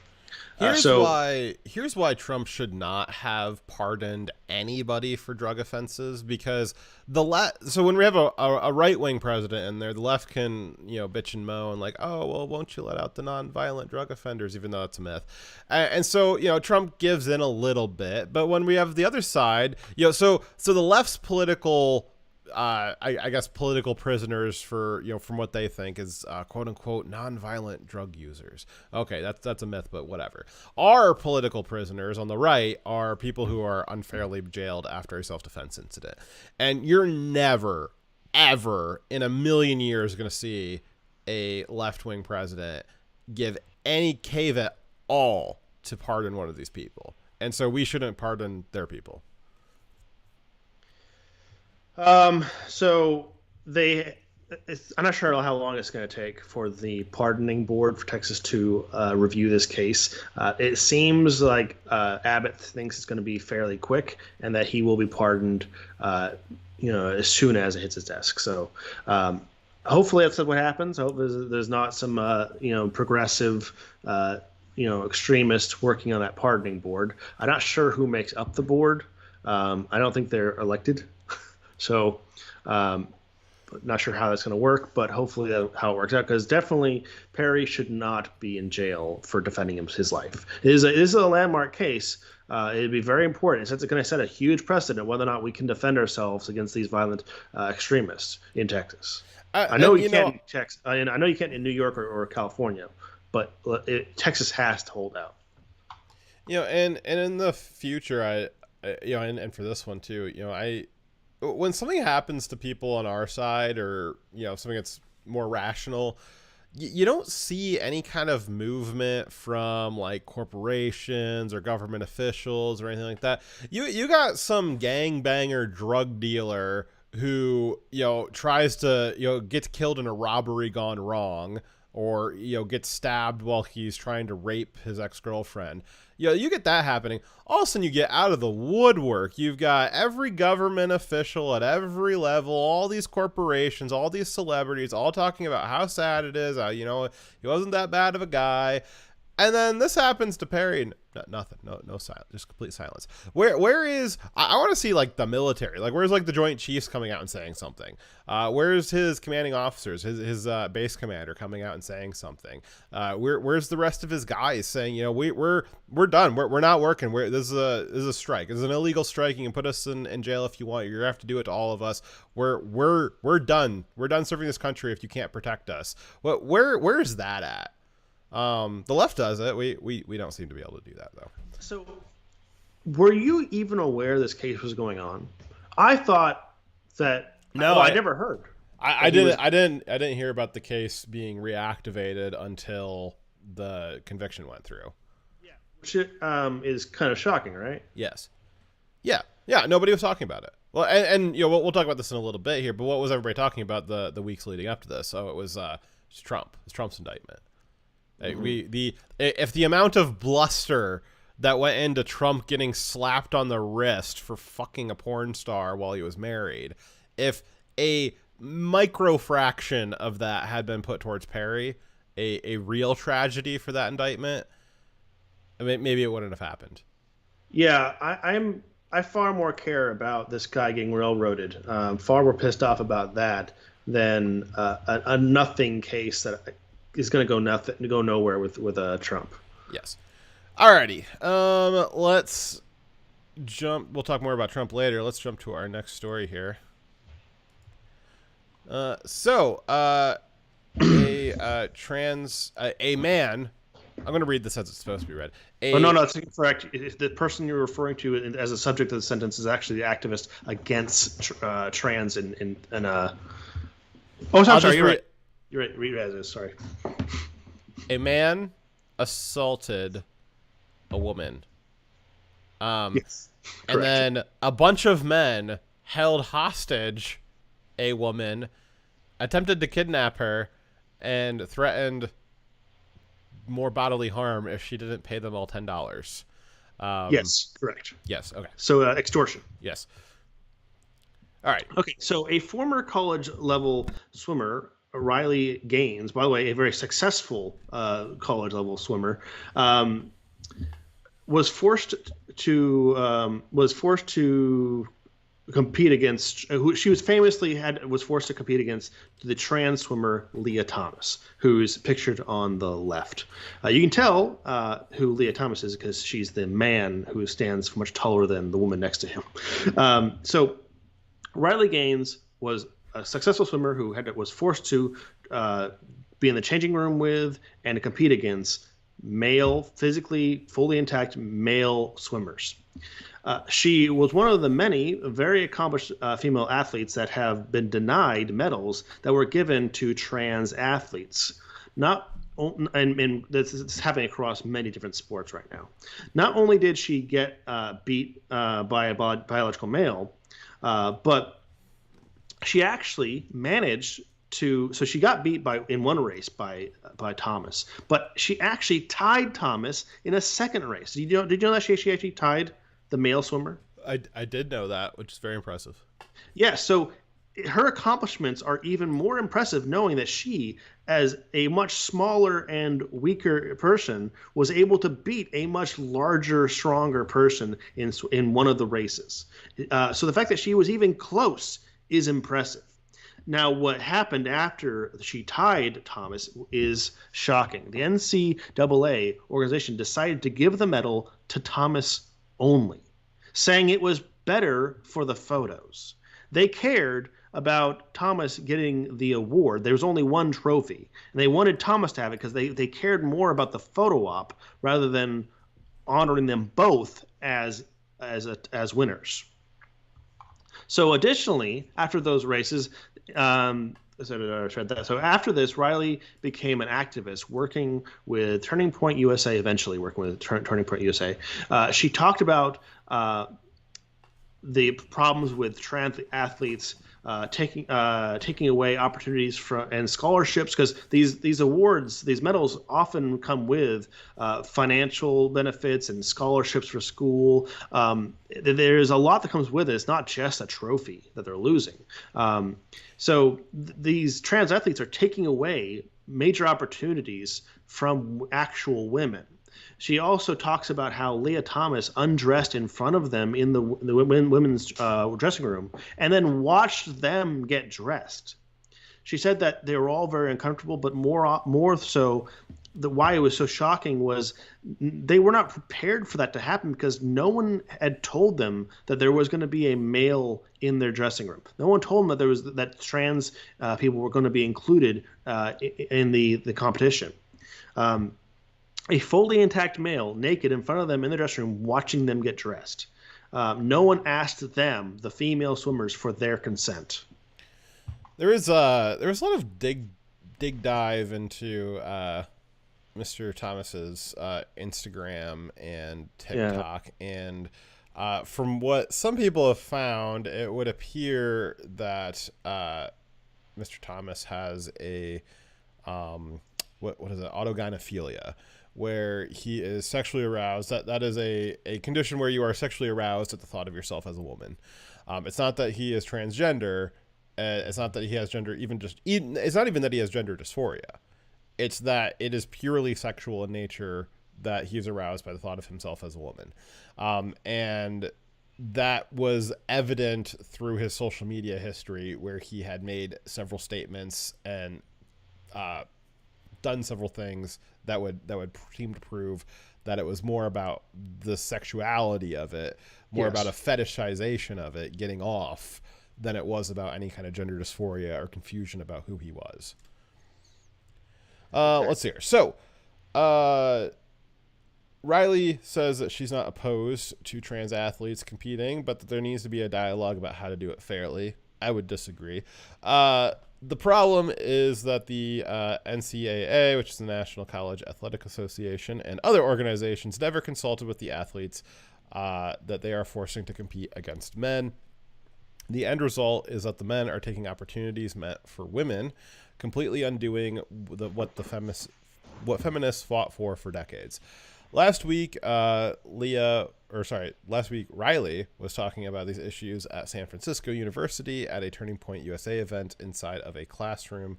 Let's see. Protesters during the event turned the lights off in the classroom. That's a big difference. And then they rushed in and they assaulted her and chased her into another classroom where she was forced to barricade herself for several hours, and the police refused to do anything. The biological men that were attacking a woman, holding her captive in that classroom for 3 hours. They also demanded that she give them $10 if she wanted to be released. The campus give them each $10, by the way. The campus police did nothing and refused to do anything. Eventually, state police arrived and escorted her out of the building. Had they not arrived, she likely would have been held captive. Yeah, some people say she would have been captive there still today, forever. Some people say she's still there. Here's a video of a small portion of the attack. Former elite college swimmer says that she was ambushed and physically hit by trans rights protesters. No, she doesn't say. There was video of it, you dumb bitch. Riley Gaines posted video on Twitter last night saying she was confronted by a trans rights activist. Gaines is a former competitor of controversial trans swimmer Leah Thomas. Gaines says police escorted her to safety and that she was forced to barricade for 3 hours in a classroom. The university says police did not make any arrests, but that it is conducting an investigation. The attack happened after Gaines spoke last night to students at a Turning Point USA event at SF State. She says she is not against transgender athletes competing, but believes they have an unfair advantage in women's athletics, and there should be more dialogue about how to make athletics more inclusive. She's not even very radical in her opinions about trans people, and they're trying to. Well, I would imagine that she's about to be. I think they're pushing her towards that direction for sure. Once when a crowd of men try beating you up, might change. As a way of focusing your beliefs. Yeah, exactly. So the criminals committed the criminals committed the following crimes. They did assault, multiple cases of assault, terroristic threats, false imprisonment, extortion, and with the threat of causing bodily harm. So naturally, the school has taken action against all of these people, seen clearly in the video, showing their faces for attacking Riley. Right? Right? Nope. Oh. Nope. The school defended the violent criminals. The outrage continues after protesters at San Francisco State ambushed college swimming champion Riley Gaines following her speech on gender and fairness in women's sports. Now SF State with a statement of praise about that event. Quote, "Thank you to our students who participated peacefully in Thursday evening's event. It took tremendous bravery to stand in a challenging space. I'm proud of the moments where we listened and asked insightful questions, and I'm also proud of the moments when our students demonstrated the value of free speech and the right to protest peacefully. Gaines says she is ready to take legal action against the school. All of a sudden, after my speech, the room was... What's that? As she should. Well, I don't want her to be ready to do it. I don't want her to talk about doing it. Do it. Just do it. Stormed. The lights were turned off and I was rushed. With no one there to escort me to a safe place. I was punched, I was hit multiple times, I was shoved. Did anyone in the state of California in authority, any political figure, for example, defend you? No, not the dean of students, not the campus police. I will say the city of San Francisco police that stepped in, they did a phenomenal job in escorting 3 hours later. But I will be pursuing legal action. I will ensure that the people who physically assaulted me, the people who put me in that position, they will face repercussions. Do it. Yes. Punching someone is not free speech. Barricading someone inside and holding someone hostage, not free speech. Not peaceful either. Demanding money for their release, not peaceful. It's terrorism is what it is. So, no. Yes, and again, the distinction between terrorism and just violence is that terrorism is violence as a means of achieving a political motivation. So yes, that is the difference. So this is definitely terrorism. Statement from the school shows support and encouragement for these actions, and I think will help in the case against the school, suing them for their behavior, because they are actively encouraging what happened to her. So the Associated Students of San Francisco State, the student government of the university, released a memo as well about the incident, and in the memo, they falsely claimed that Riley had spread, quote, hateful rhetoric and promoted violence. Of course, she did no such thing. She basically said the same things we've already told you about her opinions. She's not radical in her opinions at all. She's just saying, hey, you need to have consent before you send a guy in, from the females, before you send a guy in to get naked with them and to compete in physical competitions against a man. You need to actually have someone, consent to that. You can't just force it on us. That's like the most extreme opinion she's given, right? Saying that hey, they can compete, but they have an unfair advantage. That's not violence. Of course, she didn't say anything violent, but the woke mob simply disagreeing with the woke mob, to them that is violence. It's an act of violence for you to disagree with the woke mob. If you don't agree with men watching female athletes changing in their locker room, you are killing trans people. If you're not okay with Fallon Fox, a trans boxer, cracking the skulls of female boxers, then you need to have your skull cracked. Your words are violence, which justifies their physical violence. Otherwise, just as violence. And the Democrats support and enable this. The school enabled this. The woke mob is the shock troops of the Democrats that enforce the policies that they lack the political ability to enforce using police. This is not to say that the police are not complicit. The complete lack of arrests and prosecutions up till today by of the violent mob is proof that the police are complicit in allowing these violent mobs to attack people. The police have enabled BLM. The police and government officials have enabled Antifa. And they are also enabling these trans activists, I don't want to call them activists, rioters. They're enabling them by not prosecuting them for their obvious crimes. So we have... One of the reasons why we even have separate men's and women's sports is a result of Title IX and a lot of action during the civil rights era. But, of course, the Democrats would like to propose changes to that because they hate civil rights. We've seen that in California, where at the state level they have removed a lot of civil rights era laws that prevent discrimination because they want to use affirmative action, and that's discriminatory. And Biden would like to do a similar thing at the federal level. So the Biden administration has proposed a large change to Title IX, which is meant to protect students from being discriminated against based on sex. He wants to remove the protection of students accused of sexual misconduct who have not been found guilty of a crime from punishment by the schools. This protection was added to Title IX by Trump. The rules allow those students to be presumed innocent throughout the disciplinary process, which gives them the right to see all evidence collected against them. These students can also cross-examine their accusers and vice versa during hearings through their lawyers or through representatives. Basically, these colleges had created a kangaroo court system for sexual assaults or alleged sexual assaults, and it had nothing to do with the regular U.S. legal system. And Trump said, nope, you are not allowed to have some kind of super legal system. You have to use the U.S. legal system.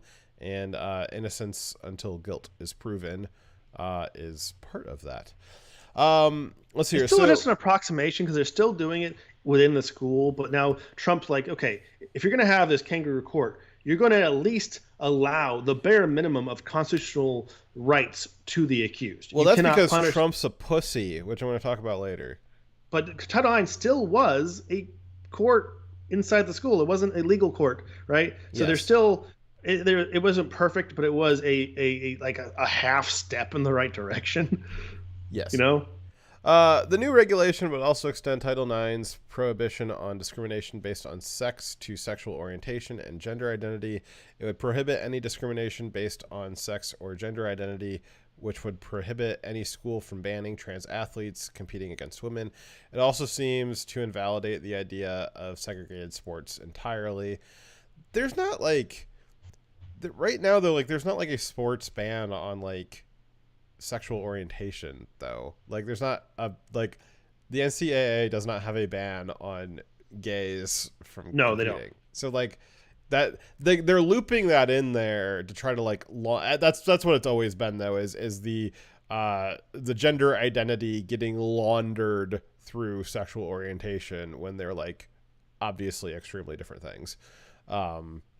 They're on their face of it, very different things, but they're trying to the sexual orientation and gay rights that was laundered through race politics because they saw the success of the civil rights era and tried to copy that, and then now gays have had that success copying that method, and now transgenders and gender identity stuff is trying to do the same thing, where they're creating this grievance sort of thing where it needs to have the exact same protections as races have, which is, I don't know, I guess transgenderism is they're almost creating a kind of a different species, is essentially what they're asking for, but in giving everybody the infinite right to trample over the rights of everybody else, nobody will have any rights. Yeah. So this is Trump took a small step in the right direction, and Biden's taking a huge step in the wrong direction. We're now going to have those kangaroo courts, increased, made worse, because now there's no even requirement to have a hearing anymore.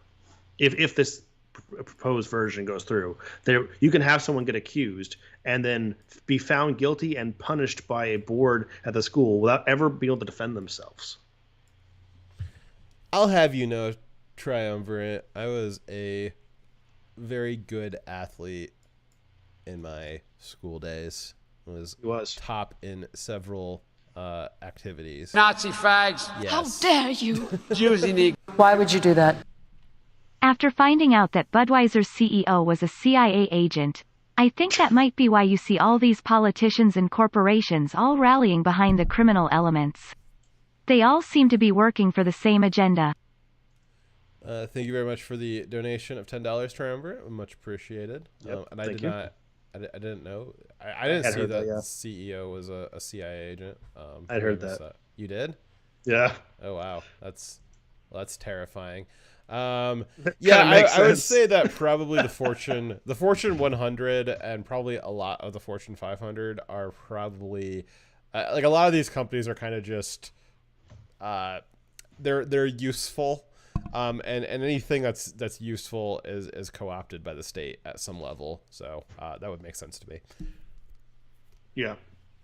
So if Turning Point USA were to shut down, assault, and hold trans activists hostage, you know that they would be arrested right away. The book would be thrown at them, and their case would be the highlight of the mainstream media for months, maybe even years. So there's obviously a double standard here. Another example of a double standard would be of the insurrection. Yeah, I mean January 6th, right? No, actually I mean the insurrection on 30 March, also on 31 March, and also through 1 to 3 April. Wow, the Trump protesters have been pretty busy. No, actually this was insurrection of left-wing protesters. Yeah. Well, that's pro-gun restriction protesters. They're across multiple states, capitals, but we have one particularly violent one in Tennessee, at the Tennessee Capitol.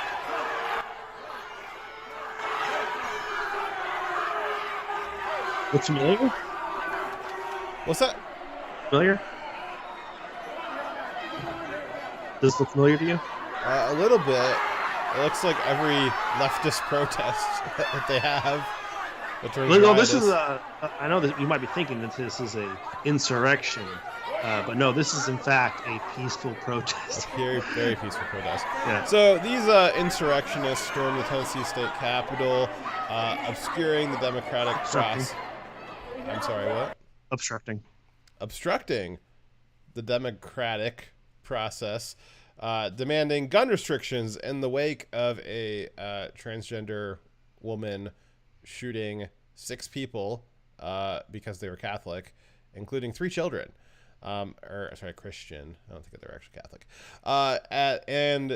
At the Covenant, man, Dyer, you did a man. You could have read the sentence the way it was written instead of jumping around. It would have actually sounded better.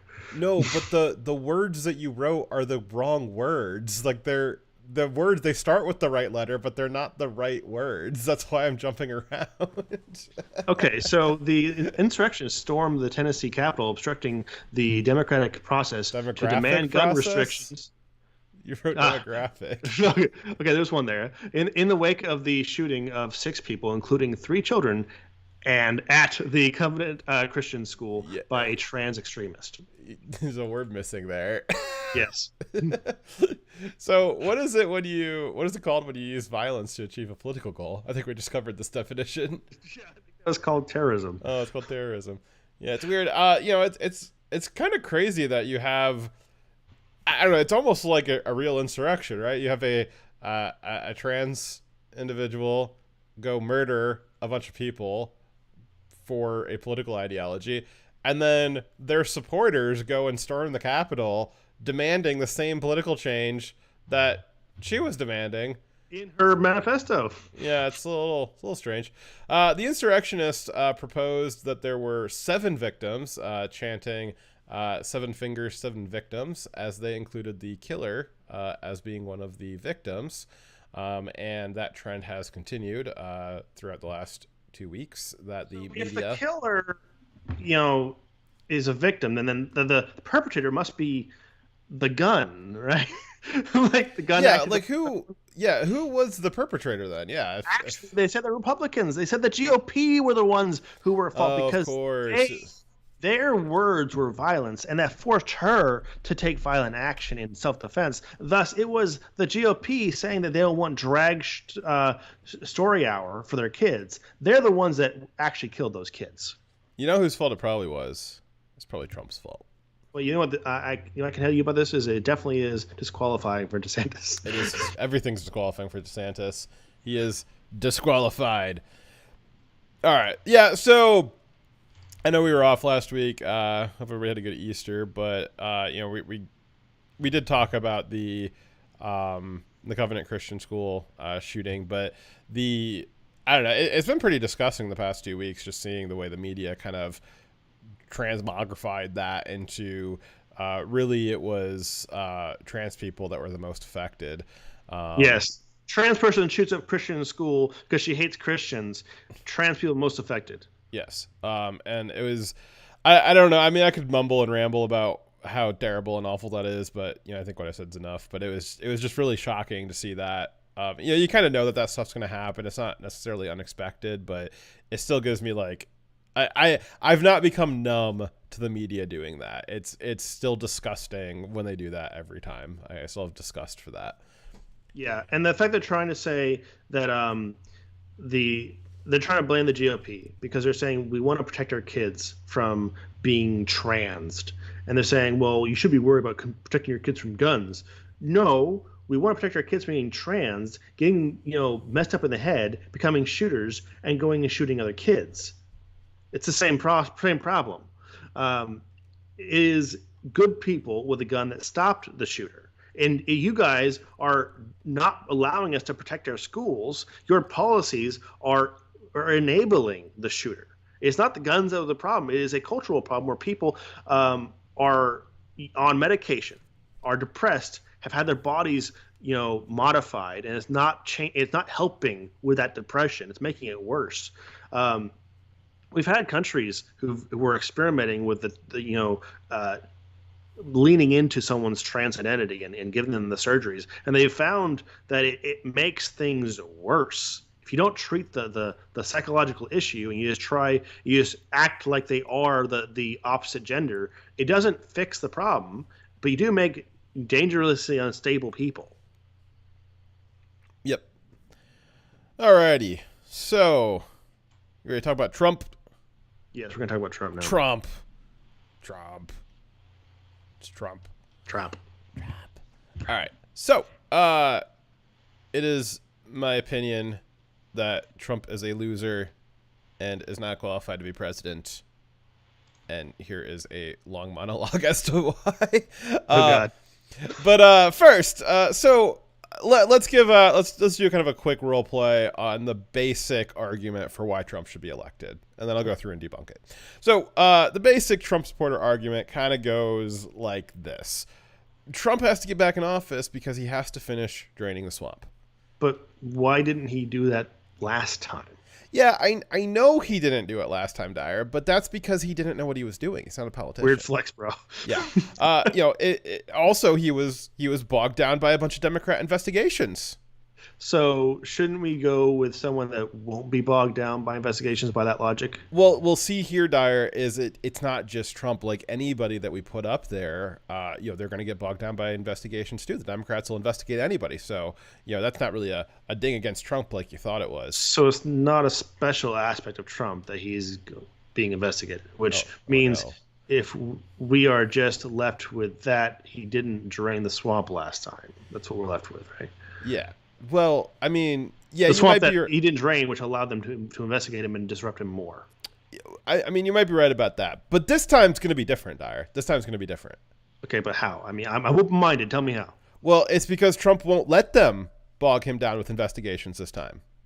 Okay, in 2024, it is not going to be important how the candidates are the same. It's going to be important how they are different. Yes, and as you, with that little role play there, a key aspect that a lot of people are pointing out is, well, they're going after Trump so hard, that must mean that he's the right person. But it's also conceded all the time that the Democrats will go after anybody. That's actually, a lot of people are saying that's why DeSantis, a lot of Trump supporters say, that's why DeSantis shouldn't go up, because it doesn't matter if it's DeSantis or Trump, they'll go after both of them.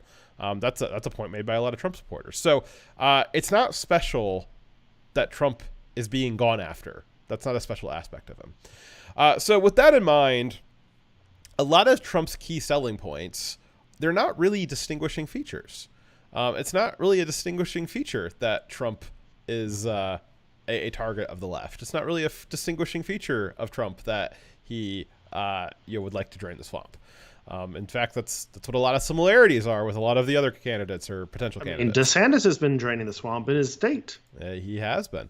So they are after Trump, but that's not really relevant. That they are definitely after Trump, but that's not really relevant because they're after everybody. They are going after any conservative that we put up as a candidate. I don't just say that. Trump supporters say that. And they are correct about that. Any conservative that we put up will get attacked and investigated relentlessly by the Democrats. It's a constant. Unless they control them. Unless they control them.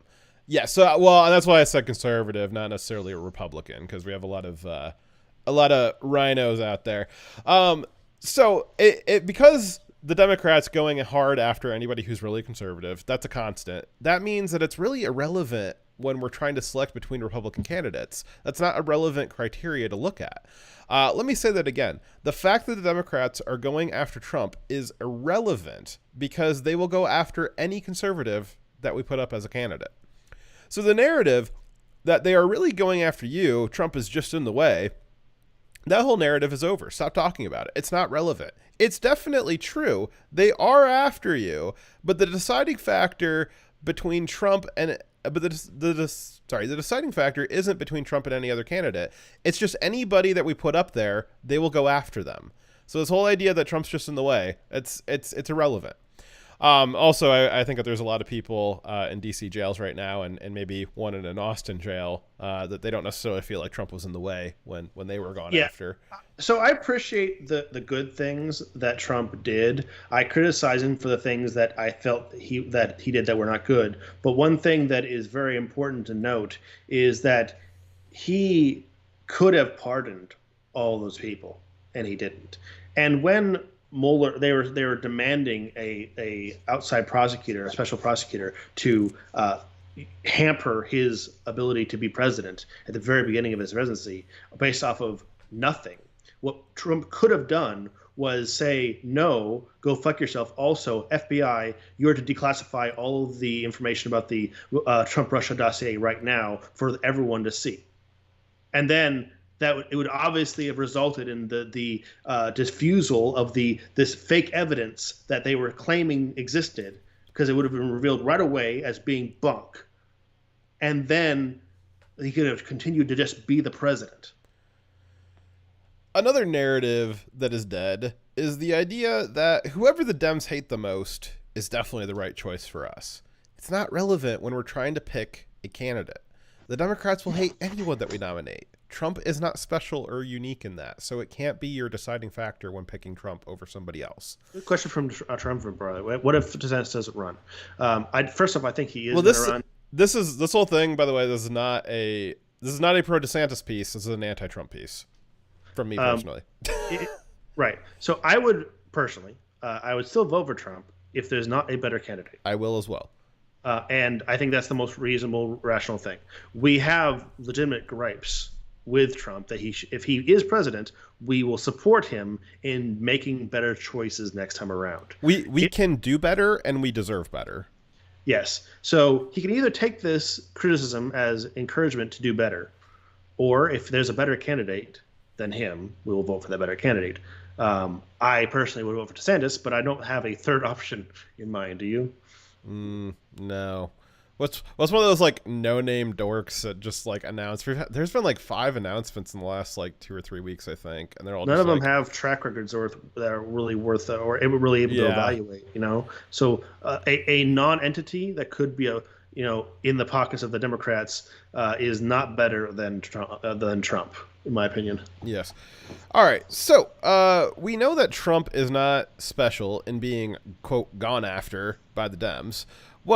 What he might be special in is his ability to ignore their attempts to slow him down.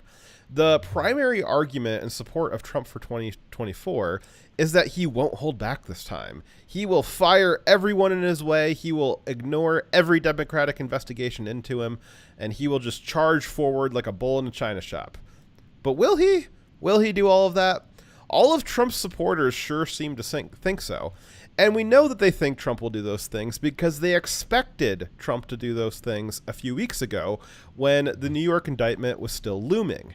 They were so confident, Trump supporters were so confident that Trump would ignore the indictment or fight it in some meaningful way that Florida Governor Ron DeSantis came under aggressive fire from Trump supporters because he did not immediately vow to block Trump's extradition before the indictment even happened. Because all of Trump's supporters thought that he would ignore or fight hard against the indictment. But then, when the indictment did happen, what did we see? Well, we saw immediately DeSantis came out after there was a real indictment to respond to. DeSantis came out immediately and affirmed that he would not support an extradition. While Trump, meanwhile, boarded his plane and flew to New York like an obedient little cuck being called to wash his bull's car. Trump conceding to this indictment and flying to New York to face what are obviously politically motivated and illegal charges, it completely destroys the argument that if Trump is elected in 2024, it'll somehow be different this time, because he will do exactly what he did last time, concede and allow himself to be slowed down, because that's what he just did 2 weeks ago and again last week. He rolled over and just let them take it. And to solidify that a Trump 2024 would be the exact same cuck that Trump was in 2016. Last week, Trump flew to New York for a second time to face a second and separate indictment charge that, once again, was politically motivated and corrupt. And he just let it happen. Trump supporters were so confident that he would fight these charges and ignore these ridiculous investigations, just like they are so confident that he will do that when he gets into office in 2024. But if he's going to be a cuck as a candidate, he's going to be a cuck as a president. And why is Trump cucking to these charges? Well, we can get into the reasoning. We can get the reasoning from the Trump apologists as well. It's actually the Trump apologists are saying, he's not cucking. It's a political strategy to give in to these charges. It's an expert 8D political chess move for Trump to give in to these charges, because Trump's actually gaining support from Republicans by showing that he's a victim of leftist attacks. Trump is engaging in victimhood culture 101, and Trump has bought into victimhood hard. That's why so much of his campaign so far has been rehashing how he thinks the election was stolen from him. And maybe it was, but he is still playing the role of the victim, and he's addicted to it. But there is a pretty big problem with casting yourself as the victim. Once you've been cast as the victim, it's your identity, and it's really, really hard to reemerge as a victor. Trump has cast himself as the victim. Trump coming when called to New York proves that he is continuing to play his role as victim instead of being a victor. He is doing this even when he doesn't have to, because he thinks it gets him more support. And he might even be right about that. Our modern culture loves a victim. Our modern culture is based off of victimhood. But we don't need a victim in 2024. Victimhood is for cucks. We need a victor. We need someone other than Trump. What we need in 2024 is someone that can enact conservative policy and get rid of leftist policy. It's that simple. It doesn't matter who does it as long as it gets done. We need someone who will ignore leftist interference and keep their eye on the ball. Trump may have been that guy at one point, but if he's going to continue to conceding to new losses and continue obsessing about his old losses, then Trump is not that guy anymore. And speaking of keeping your eye on the ball, while Trump was off being a cuck for Democrat DAs last week and making speeches about how he lost the presidency, something was happening in Wisconsin. Wisconsin had a special election for a state Supreme Court seat. It was a pretty important seat given the election day shenanigans that went on in Wisconsin back in 2020. The Republican candidate for the Wisconsin State Supreme Court seat lost by 200,000 votes. That sounds like a lot of votes to have lost by, but she could have won by 600,000 votes if all the fat, lazy, cheesehead Republicans that voted for Trump in 2020 had come out to vote for her this year. In 2020, Trump received 1,600,000 votes from Wisconsin. This year, the Republican Supreme Court candidate got only 800,000 votes. Half the votes. So while Trump spent the past 2 weeks splitting his time between being a cuck and obsessing over what a loser he is, we lost a very real seat of power in a state that we needed to have power in. We lost a way to mitigate election interference in Wisconsin in 2024 because everyone was so goddamn obsessed with Trump talking about how he lost the election in 2020 due to election interference. The past 2 weeks have been utterly disqualifying for Trump 2024. Not just because of what he did, but because of what he could have done. Instead of flying to New York, Trump could have flown to Wisconsin. He could have told the New York DAs to fuck off because he was busy campaigning for the Republican candidate for the Wisconsin State Supreme Court. Trump could have convinced an extra 200,000 Wisconsinites to go vote. Trump could have been working to secure the 2024 election instead of bitching about the 2020 election. And by the way, that is exactly what happened in the Georgia special election for the Senate in 2020, where Trump was so obsessed about him not winning the 2020 election, everybody forgot to go vote in the Georgia special election for the Republican candidate. It's impossible to predict how a 2024 President Trump would act in office, but as of right now, we only have the examples that just happened to go off of. We only have these examples to go off of. Any investigation that the Dems throw at Trump, he will just continue cucking to, because that's what he did for the last two, just in the last 2 weeks. When faced with the choice between being a victim or a victor, Trump has been choosing to be the victim. He could have said, I'm not going to go to New York. You're going to have to come get me. That would have been a victor choice. But a lot of people said they justified that it would be better for him to go get the mugshot, go get the picture of him in handcuffs, because that will generate so much support for Trump, because victimhood generates so much support. And what did we get? He didn't even get the picture or the mugshot of him in cuffs. They didn't even do that. So even if he was trying to gain some kind of support points through being a victim, that didn't even work. And the third example is that when given the opportunity to fix something in the present, like getting a state Supreme Court a Republican nominated to fix election interference, instead of taking the opportunity to help fix something like that, he chose instead to make a speech about how unfair it was that he lost and that there was election interference in the first place. That is victimhood culture 101. Trump might not have been that in 2016. I don't know. But he is certainly that now. And he has gotten addicted to victimhood. And I think that is a extremely tough addiction to give up. It's once you have gotten fame and glory from being a victim, it's really, really hard to give that up and become a winner again. The only way we are going to win in 2024 is if you keep your eye on the ball. If you go out and vote for Republican and conservative candidates. And if you make sure that the people that you're voting for are someone that will keep their eye on the ball too. I present to you that I think Trump is not the kind of guy who is keeping his eye on the ball. I'm not nearly as critical of Trump as you are. I'm upset. I know you're upset.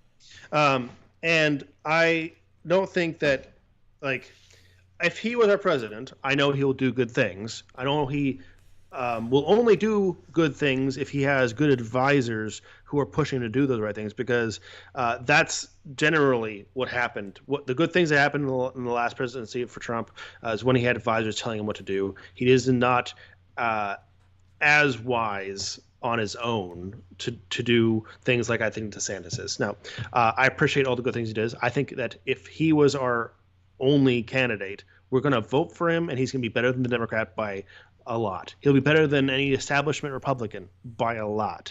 So if he is the only reasonable candidate, despite our criticisms of him, we're going to vote for him.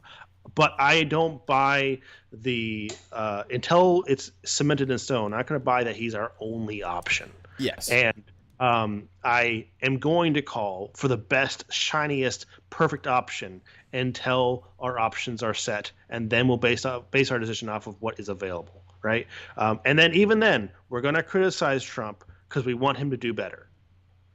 We don't want him to cuck. Absolutely.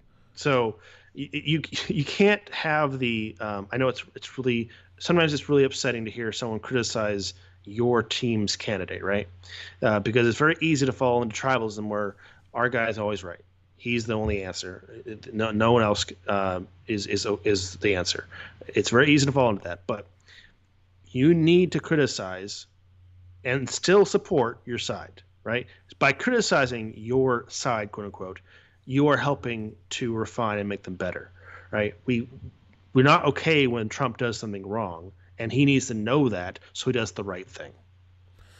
And I'm not even, and I haven't even been that down on Trump. You liked him more during his presidency than I did. I did. I'm just watching the past 3 weeks have been really eye-opening. The things that he's doing that people are saying are the best. If you sit there and think about them for 5 seconds, they're really the opposite of the best. And I think that there's a lot of things that Trump could be doing other than just hiding out at Mar-a-Lago between going back and forth to talk to the DAs. I know he did go out to East Palestine a few weeks ago, and I thank him for that. And he did a great job, and we lauded him for that. We lauded him for that. That was a good thing. That was showing leadership. Yes, that was the perfect thing for a former president to do. And I don't know why he ever left. Well, maybe he left because we're getting reports now that the CDC and the EPA scientists that went there to lie about it, they're all getting sick now. But he should have kept. They drank the water. Trump has the biggest war chest in history of most other candidates combined. Why is he not off in all these different places all the time? Why are we losing off-year elections by having less than half? I know there's always bad turnout in off-year special elections, but are you telling me you don't think Trump could have got that Wisconsin off-year special election? You tell me you don't think he could have got a Supreme Court candidate not elected? You don't think that he could have got another 200,000 voters out? He could have got maybe another 800,000 voters out, especially after what happened in Wisconsin with the way the election went. I guess that's just not important to him because I don't know. Part of it is his team mostly dissolved after his presidency did. So he doesn't have this big team of advisors talking strategy and daily planning to make sure he's being the most effective. He doesn't have the team anymore. He's now just got his family, and I don't think he's getting the advice he needs to I know he has a campaign right now, but I think he lost a lot of the big hitters that were part of his presidency. And he's had a lot of blunders since he announced in November. I mean, he started his campaign off with this weird, totally incoherent thing with Kanye and Milo and Fuentes. And who advised that, right? Yeah, and it was just... I still don't know what the heck even happened with that. And a lot of people that were defending it, well, nothing ever came of it. So where's your defense now?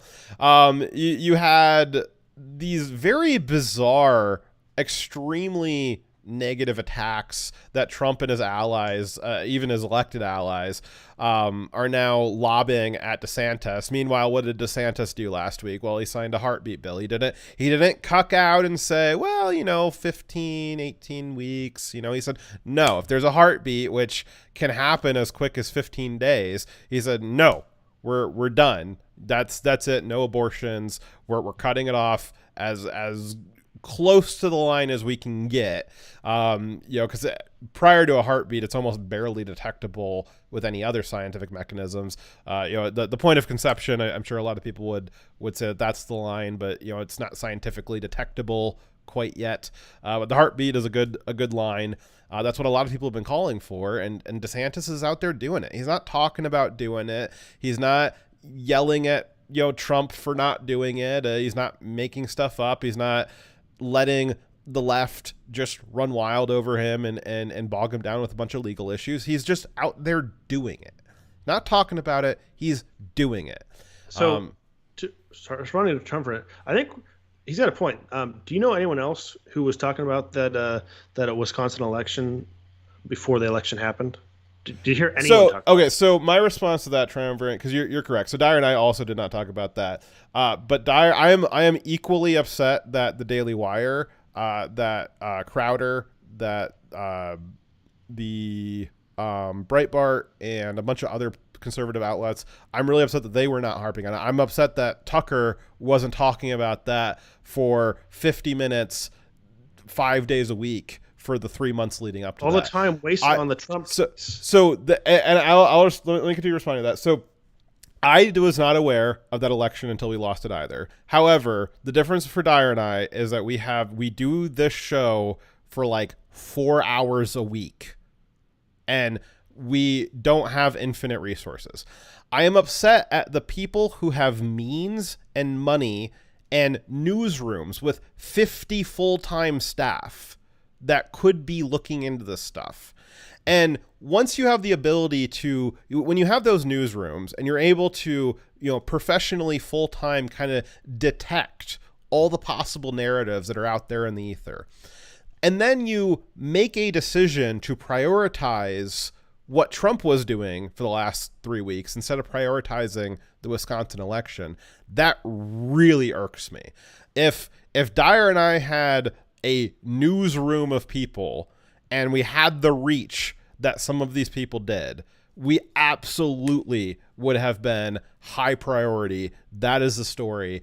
Maybe would have even gone out to Wisconsin. If I'm a Louder with Crowder, if I'm a Daily Wire, I'm sending a couple of my hosts out to Wisconsin back in January and February, and we're interviewing this person. We're having rallies. We're gonna create this giant campaign, because that was a meaningful seat. There's a lot of midterm and off-year special elections that aren't really meaningful one way or the other. Yeah, it's nice to kind of get your team in there, but their additional seat doesn't make or break anything. This Wisconsin seat, this was a make or break seat, and it broke for us.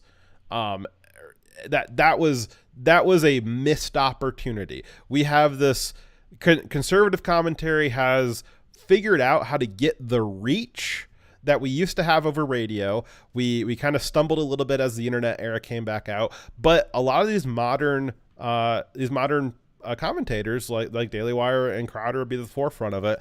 They have figured out the internet era equivalent of our reach that conservatives had in the 90s on radio. And I think that they have an issue directing that focus. I think that was something that could have been focused on. Now, there's any number of things that you can focus on, but I think it would have behooved Trump to focus on that. Trump could have had rallies there. He had rallies all over the country the past couple of months. He had rallies from Mar-a-Lago. He could have gone to Wisconsin. He could have. And maybe Trump didn't personally know about it. Maybe nobody on his staff knew about it. Well, you can't give me the excuse that, Trump's people didn't know. No, one of Trump's unique selling points, we just talked about a bunch of selling points about Trump that aren't unique. But one of Trump's unique selling points is supposed to be he picks the best people. And if he's picking the best people to keep an eye on the local media landscape and current events, and they missed that Trump could have gone to Wisconsin and rallied for this candidate and gotten a Republican on the Wisconsin State Supreme Court that would have tilted the balance for the next election, if they missed that, then I would disagree that Trump is the best at picking the best people. What's going on in Wisconsin's GOP? Why weren't they, crying to high heavens to everybody and going to all the news media? Why weren't they, making a fuss about this too? Well, and the reason for that is because the RNC as a organization is awful. It is the worst. You had half of the RNC, as a like the Republican corporation, the party corporation. They're terrible. The last election, they spent half of their effort on fighting other Republicans. Yeah, on attacking other Republicans. And then there's nothing going on right now. This was a special election at an off time. They have nothing else to focus on. They absolutely should have been focusing on that and trying that. The RNC should have been calling anybody with a microphone and a camera asking, can you get out to Wisconsin? We have 1,600,000 potential Republican voters for this. We need help getting them mobilized. And nobody cared. And this, again, it's really fun. It's really fun to get into kind of the palace intrigue of, Trump getting indicted, right? But we got to get out and vote. We have a party, and particularly the MAGA aspect of the party that has as a plank, voting doesn't work. Voting is rigged. If you go out and vote, the Democrats aren't going to cast it. And then we wonder why. Oh, wow, nobody came out to vote for these special elections. Well, I don't know. Maybe it's because you spent 3 years telling everybody their vote doesn't matter. That is the most brain-dead policy plank that you could possibly have. And it's the core of Trump's current campaign, is that voting in 2020 didn't work. And it's the core of what the MAGA party has been saying. Yet when we have an opportunity, again, if Dyer and I did see it, I love what we do here, but our reach is very limited. I'm sure if any of you guys live in Wisconsin, you would have listened to us and gone out to vote. And I'm sorry that we didn't see it. I wish we had. But again, like I said, Dyer and I don't have the means to do that. There are people out there who have the means to notice this, and they're not doing it. If you look at our role is people make news stories. We do look for more obscure news stories, but they make claims, and then we evaluate those claims and look for further context and proof of those things and disprove or add more context to them. We don't have the ability, because we don't have newsrooms and investigative abilities, to go out and find those initial sources, right? Yes. We still require there to be an input of people to provide news for us to evaluate. Yeah, and that's part of our charm, is that we're regular working people. I don't know, we're both like former working people. We're office guys now, but that's part of our charm, is that we're small and we're doing this part time, and we've brought that up several times too. There's some benefit to that when we're advocating and talking about certain policies.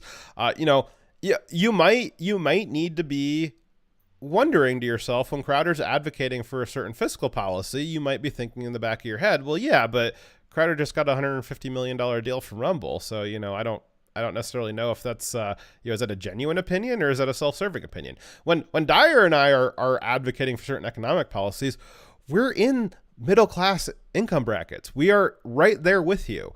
We have loans and mortgages and car payments, and we don't have a tremendous amount back in the savings account. We're like a lot of you, and there's benefit to having commentators that are more everyman. Now, you have a lot of not everyman commentators that like to pretend to be, and maybe they were at one point, but a lot of your conservative commentators right now, they're not poor individuals, and they're not middle class individuals by any stretch of the imagination, and that's not a problem. Them being rich and successful is not a problem. What is a problem is that they have great power, they have great resources, and they have great reach, and they aren't focusing it in places that I think would be effective for us, the electorate.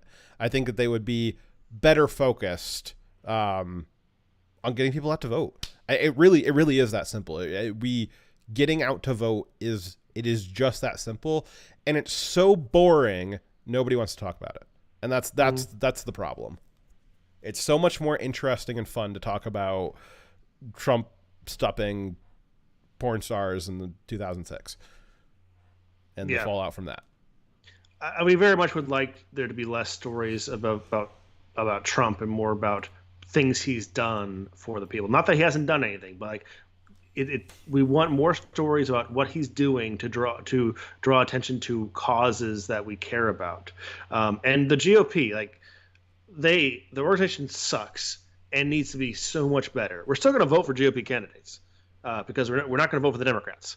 But we want better options. And I would, with the fun aspect of kind of like the political rough and tumble, I know I want to see it. I would enjoy seeing it. I know a lot of you enjoy seeing Trump and the establishment spar back and forth. But the question is that effective? Will it be more effective than somebody else? And the truth is that whoever else they put in there is probably going to have similar sparring. It's just that Trump is so much more interesting to watch when he fights because he's so aggressive in his rhetoric, not necessarily in what he's doing, but he talks a lot. And so you gotta weigh out your options. Again, this wasn't a pro DeSantis piece. It was more of an anti-Trump piece. But whoever the other candidates are, which DeSantis is the only real candidate to be a candidate. He's not even a candidate yet. He's a candidate. He is the only other probably real contender who would have anything over Trump in kind of him being able to do stuff versus him talking about doing stuff. And Trump likes to talk about doing stuff, and he did do some stuff, but he did not do enough stuff. And it is evident that he did not do enough stuff in that Biden got elected, one, and that two, less than 2 years after Biden got elected, we've had like full scale systemic failure of like large institutions and financial systems and just life, like, and the dollar, and just an unprecedented amount of destruction in 18 months. I mean, it's just shocking. And that is Trump's failure. Trump didn't get elected, and that is his responsibility. All of the bad stuff that Biden's doing. We nominated him in the primary process, and we trusted him to get elected in the general, and he failed that. And every result of that failure, everything that Biden's doing, that is Trump's fault. It couldn't be anybody else's fault. He was supposed to win, and he didn't. And there's a lot of reasons why, and it doesn't really matter. He didn't win, and that's just that. So is it better to, I guess, elect somebody in the primary who, I don't know, the last time he was in the primary, he didn't win. The time before that, he did. Or is it better to elect somebody who maybe we don't know how he's going to perform in the primary, but we know that he does stuff. And maybe that's DeSantis. Maybe that's somebody whose name we've not heard yet, and maybe we'll hear it in 6 months, and then a year from now, be like, oh, how could we have never heard of this person? Of course, they're the obvious choice. It could be anybody. But I think that go ahead. So I think that we know that Trump will do good things. Maybe not enough. Not maybe enough of what we want, but he will do good things as president over the Democrats. I think that we know that, however, that he is not so principally driven that he doesn't have a working knowledge of how government works that will make him the most effective. He did great things, but if DeSantis runs, I would prefer him over Trump because he has a far more principled position. He understands the role of government and what he can do and what leverage he can operate to get the change he wants. Doesn't run a chaotic campaign or office. He's focused. He has his eye on the ball. Laser focused on doing only what is constructive for his goals. He's not bogged down in lots of he doesn't misspeak or say things that are going to be distracting from what he's trying to do. He is the kind of the candidate that speaks the way I like being spoken to about policy. He's smart and articulate, and effective, very effective. He just like Trump did. Both DeSantis and Trump removed a lot of people from their offices, from their teams. DeSantis didn't have a bunch of drama over his. He just was, if you're not being effective in what the role I've given you, then you're going to be replaced.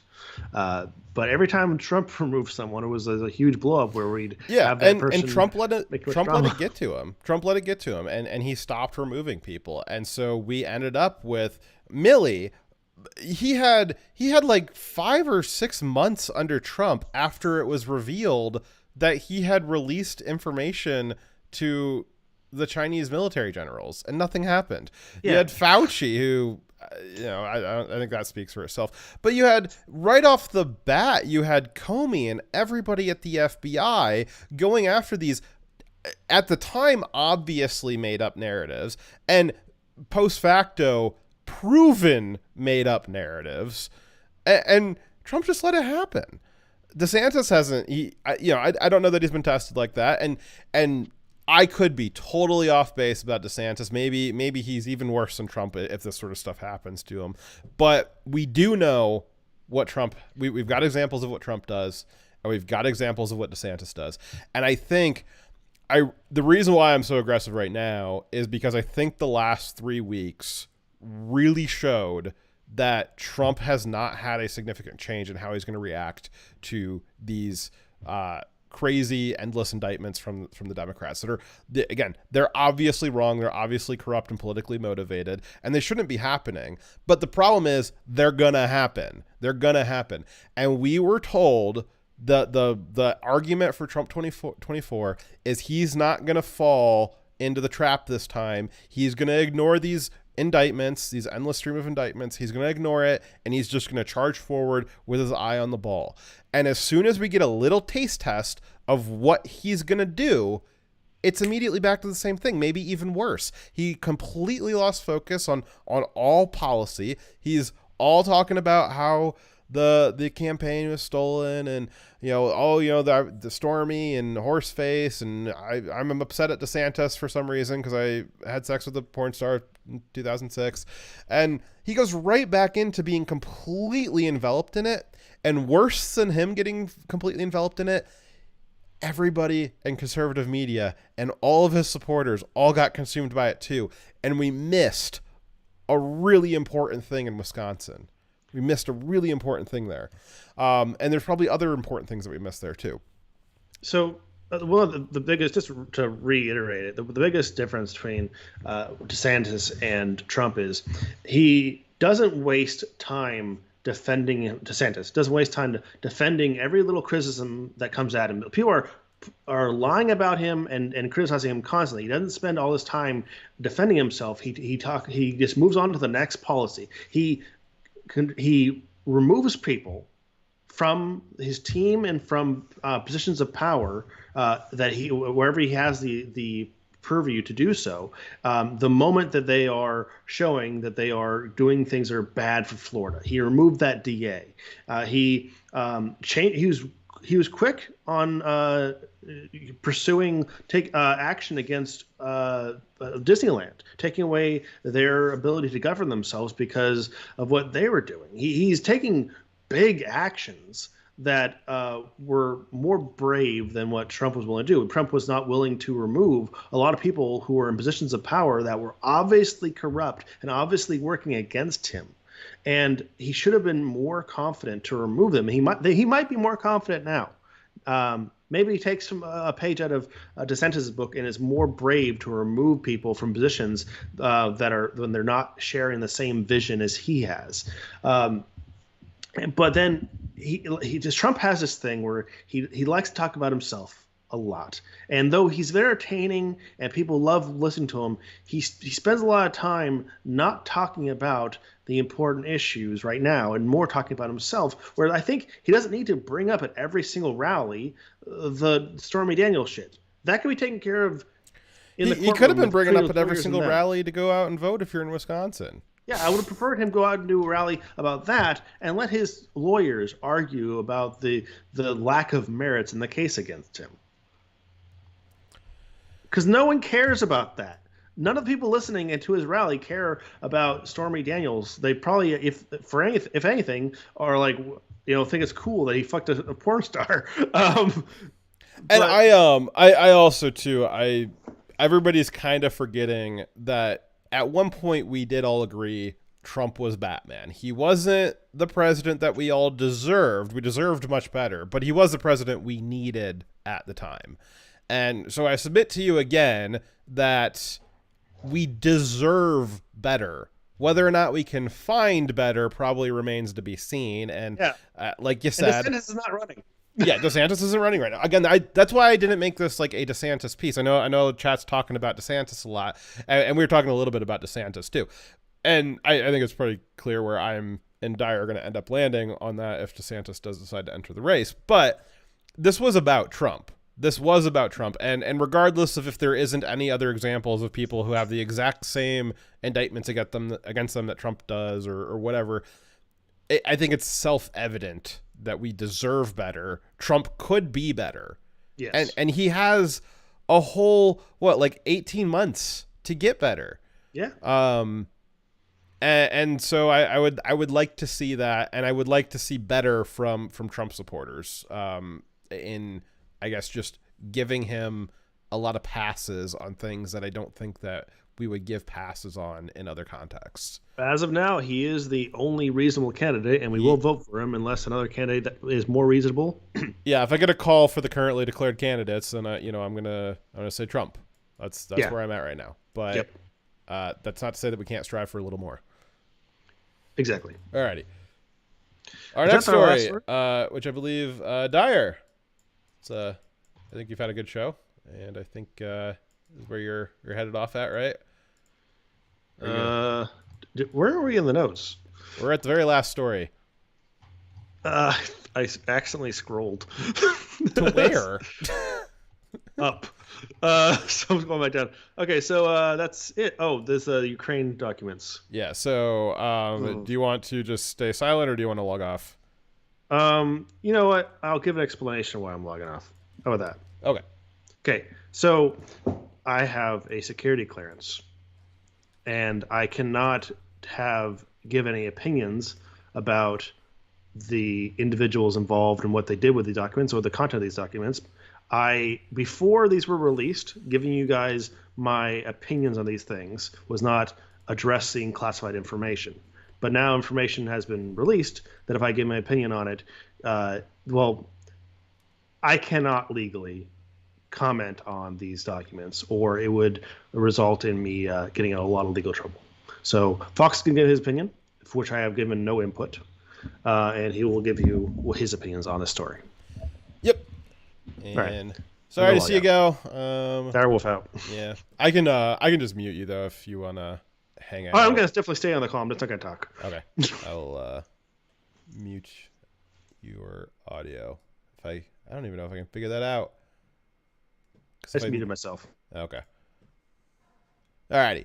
So, all right, it's the Fox show now. All right, I tricked him. He's out, and I get to take over now. So we do got to talk about this. So there was, as you may have heard, there was some leaks of a lot of reports and facts and figures and maps and all kinds of stuff as pertaining to NATO and the U.S.'s involvement in the Ukraine conflict.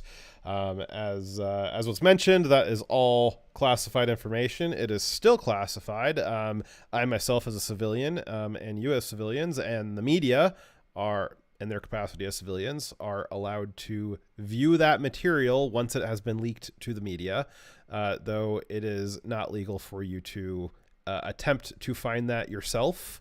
But once it has been reported on, it is fully legal for you to view that as is reported, because that is part of the First Amendment with the freedom of the press, that was proven in several different court cases, in particular the Pentagon Papers.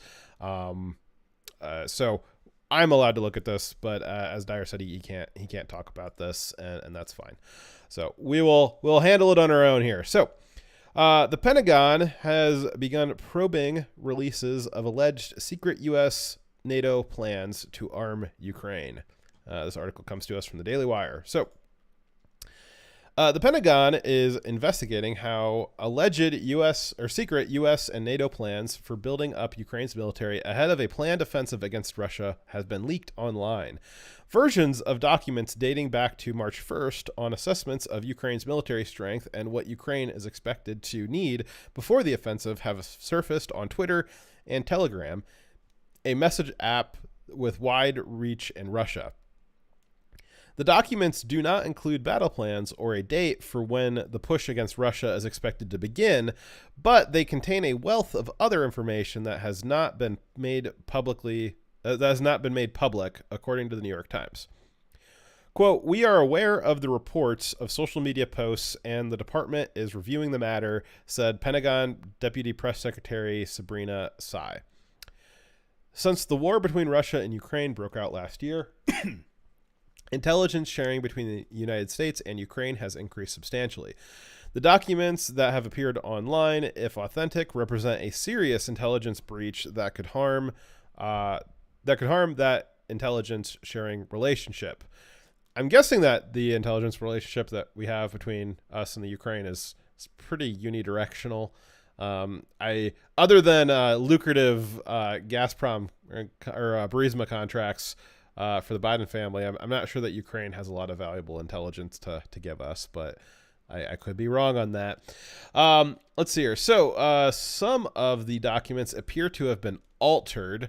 Now, this sentence here gave me a little bit of trouble when I read through this document the first time. To give you some context here, what it appears that happened is you had this this guy. He was 21-year-old in the Air Force Reserve. And he kind of highlights an issue that we have with the classification system in that we have way too many things are classified, and we also have way too many people with access to classified clearance levels. There's something like 2 to 3 million people with classified with ability to access certain classified material. That's like almost 1% of the population has access to classified material. And there's so much stuff that's classified. The concept of classifying something is borderline becoming meaningless because of this.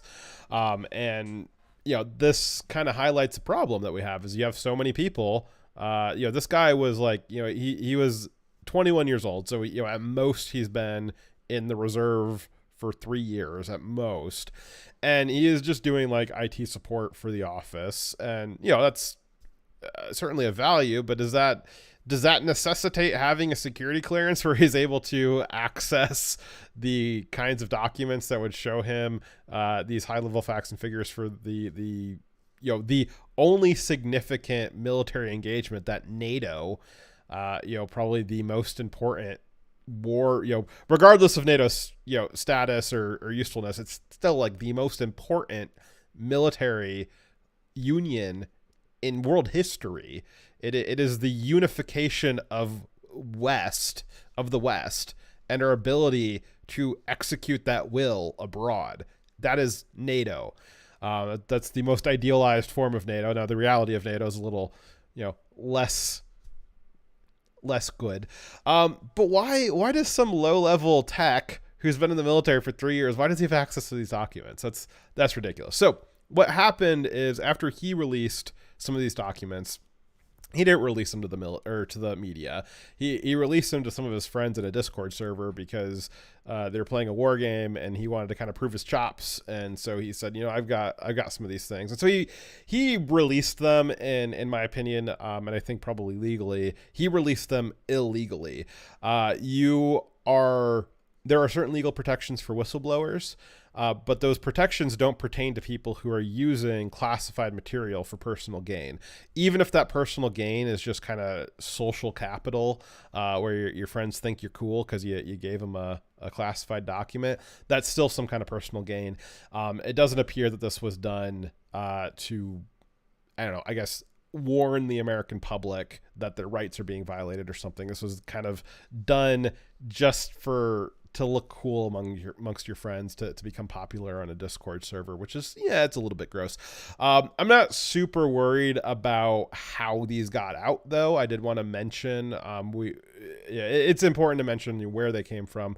The left seems to really like focusing on this particular individual. They're trying to create this whole narrative around him that he's a gun rights nut and he's a far left or far right Nazi. Freudian slip there because Nazis are leftists. But it's of somewhat interest, but I'm far more interested in the documents themselves.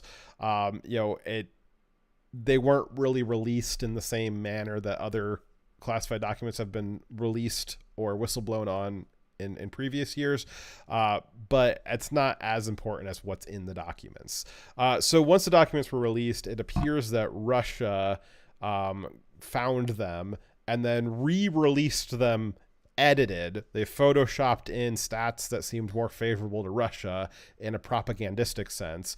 And so there was several copies of these documents floating around the internet since like March, where some of them were the originals and then some of them were the edited versions that Russia had put out as kind of a disinformation campaign to make it seem like they were better off than what they were.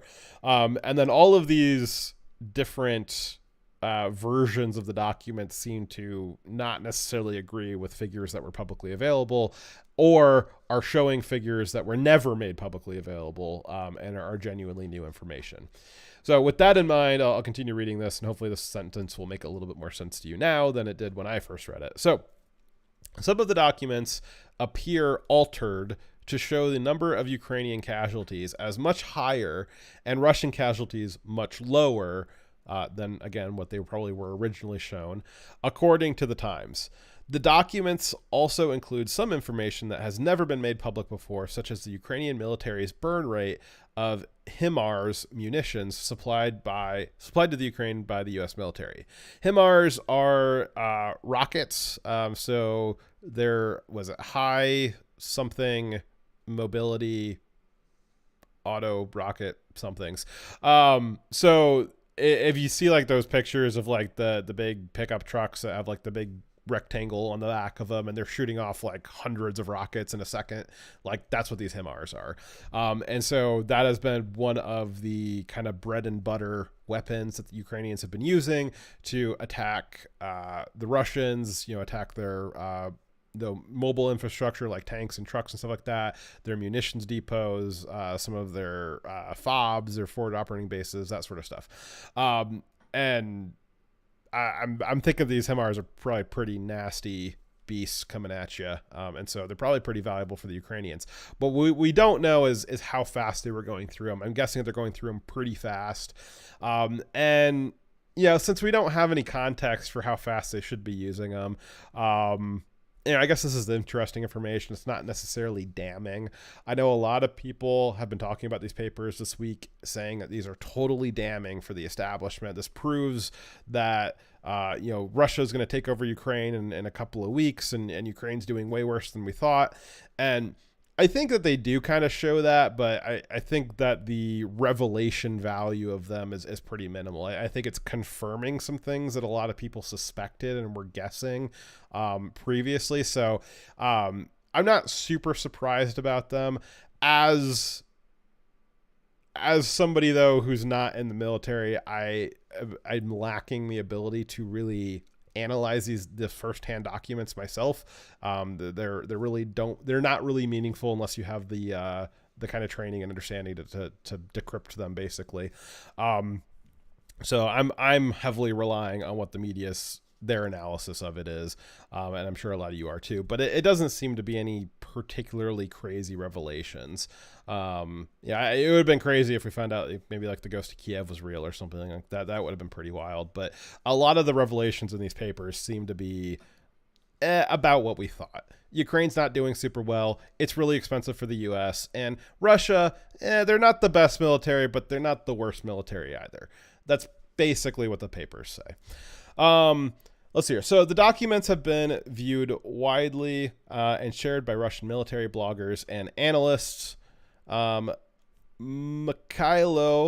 Podolyak, the advisor to the head of the office of the president of Ukraine, on Telegram blamed Russia for the leak, while at the same time asserted that the documents floating around online are fake. The documents have, quote, nothing to do with Ukraine's real plans and are based on a large amount of fictitious information, Podolaki wrote, according to CNN. So I don't know. I mean, there are some people who have kind of like a pretty broad conspiracy theory that, maybe they knew this this kid was gonna try to steal some information, so they planted like fake information, and then they got him to release it. And there's really no evidence of that. There's really no evidence that he was working on behalf of Russia. There's no evidence that he was a crazy right winger or anything like that. Again, it's really not important who this guy is, but the media has, they're trying to make him the story rather than the papers the story. Let's see here. So, quote, Russia is looking for any way to seize the information initiative to try to influence the scenario plans for Ukraine's counteroffensive, he said. And that would be the Ukrainian minister we were talking about earlier with the hard to pronounce name.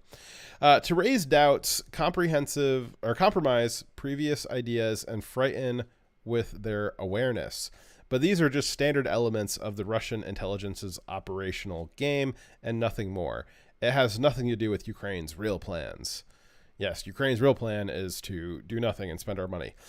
Kremlin spokesperson Dmitry Peskov did not comment on the authenticity of the documents that have appeared online, but told CNN, quote, "We don't have the slightest doubt about direct or indirect involvement of the United States and NATO in the conflict between Russia and the Ukraine." One of the things I guess that was kind of a sort of a revelation was, which again, I don't think it really was, because I think a lot of us could guess that, is that United States troops and NATO troops have had a much higher level of on-the-ground support in Ukraine, in theater, than what was previously reported by the Pentagon. Though I think a lot of us could have guessed, and it's not super surprising to find out, that there are U.S. uniformed troops on the ground in Ukraine helping the Ukrainians in a lot, and doing just about everything but probably firing the missile, and maybe even that. I wouldn't be surprised if that narrative continues to break down and we find out there are U.S. and NATO troops actually in firefights with the Russians. That would be unsurprising. And in fact, given the level of involvement that those troops have, based off what these papers are saying, it would seem that that's probably inevitable. At some point, there will be NATO troops engaging in firefights with the Russians. That's probably just inevitable. That's kind of scary because, we don't want that. But again, is it a shocking revelation? I don't think it is. Maybe it's a shock to you, but I don't think it is. Let's see here. So this level of involvement is rising gradually, he said. We keep our eye on this process. Well, of course, it makes the whole story more complicated, but it cannot influence the final outcome of the special operation. The purported document leak comes as Russia's tensions with the U.S. and Europe have been ramping up. Last month, Russian President Vladimir Putin said that Russia would be moving tactical nuclear weapons to storage facilities in neighboring Belarus, partly in response to the UK's decision to send armor-piercing rounds containing depleted uranium to Ukraine, because, I don't know, I guess the UK also would love to have a world war in Europe. They split off with Brexit, and now they're like, who cares? Europe be damned. We'll go to nuclear war with Russia, and we'll just hope that they don't hit our little island. Let's see here. So we have this other article that has a little bit more detailed analysis on kind of the fallout from the documents, also from the Daily Wire. So who's really benefiting from the U.S. classified documents leak? Pro-war politicians and think tanks. So obviously, this is an opinion piece, but probably not a bad opinion. I do think it's funny that the Ukrainian protesters, even they, do not want the F-35. They would much rather have the older F-16, given that the F-35, it's not very useful in a real war. Let's see here. So, Daily Wire starts off with, the real winners of the recent U.S. classified document leaks might very well be pro-war politicians and think tanks who want the American taxpayer and the Pentagon to speed up material support to the Russian-Ukraine war. Right now, various documents have been leaked on social media, on the social media platform Discord, which allegedly show that the U.S. has been lying to the American people about the status of Ukraine's success against President Vladimir Putin. Amongst these documents are battle plans for Ukraine's rumored spring offensive. Obviously, you have to wait for the spring. Nobody would attack Russia in winter. It's just stupid. Come on. This information could put Ukrainian troops at risk, according to many, including Corey Schock of the American Enterprise Institute. According to, I think that again, it's this shocking revelation. So Ukraine's at war with Russia. We know that. You don't attack Russia in the wintertime. We know that. It's currently the end of winter in Russia, and spring's coming up next, which is the first available opportunity for Ukraine to make some kind of incursion into Russia. We know that Ukraine does not have the ability to sustain a prolonged war, so whatever they got to do it now. So these papers, these leaked papers talking about a spring offensive, I think that's pretty easy to guess. I don't think it's super shocking. Again, is it the best thing in the world for the safety of? I don't necessarily care about Ukraine. We've all. I think we've done that to death. I am concerned about the security of the United States, and I think a large part of that security is having a secure Europe. And I think Ukraine and the corrupt involvement that Western countries, most especially Democrats in America, have had in Ukraine caused this problem. But I don't particularly care about whether Ukraine's going to win or lose. But I do think it's pretty obvious that they're going to have a spring offensive. That seems like that was going to happen. So I don't think that changes the game. I think having these papers released probably makes people less safe. It makes American and NATO troops less safe, which is not a good thing for us. But overall, I don't think that it really changes a lot of the math that's going on over there. I think people want to pretend that it's going to change the math. Russia would love to pretend that, you guys don't even know what you got. You release these papers and you think that there's nothing in them, but we Russians, we saw something in there that you didn't even realize was in there, and we saw a pattern, and now we're going to beat you. And Russia would really like for the world to think that. And Ukraine, as this opinion piece is going to explain, Ukraine and the warmongers in the U.S. would really like for these papers to have been, oh my gosh, Ukraine's going to lose eminently. We need to send more money. More money. It's always the solution is more money.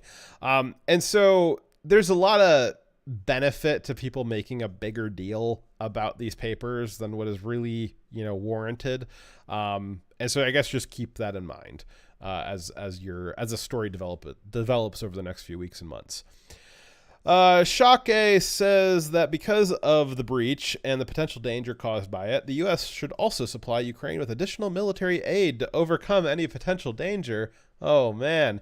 It is my great hope that since we have increased the risk to Ukraine, we are also going to increase the assistance to Ukraine to help them attenuate that risk.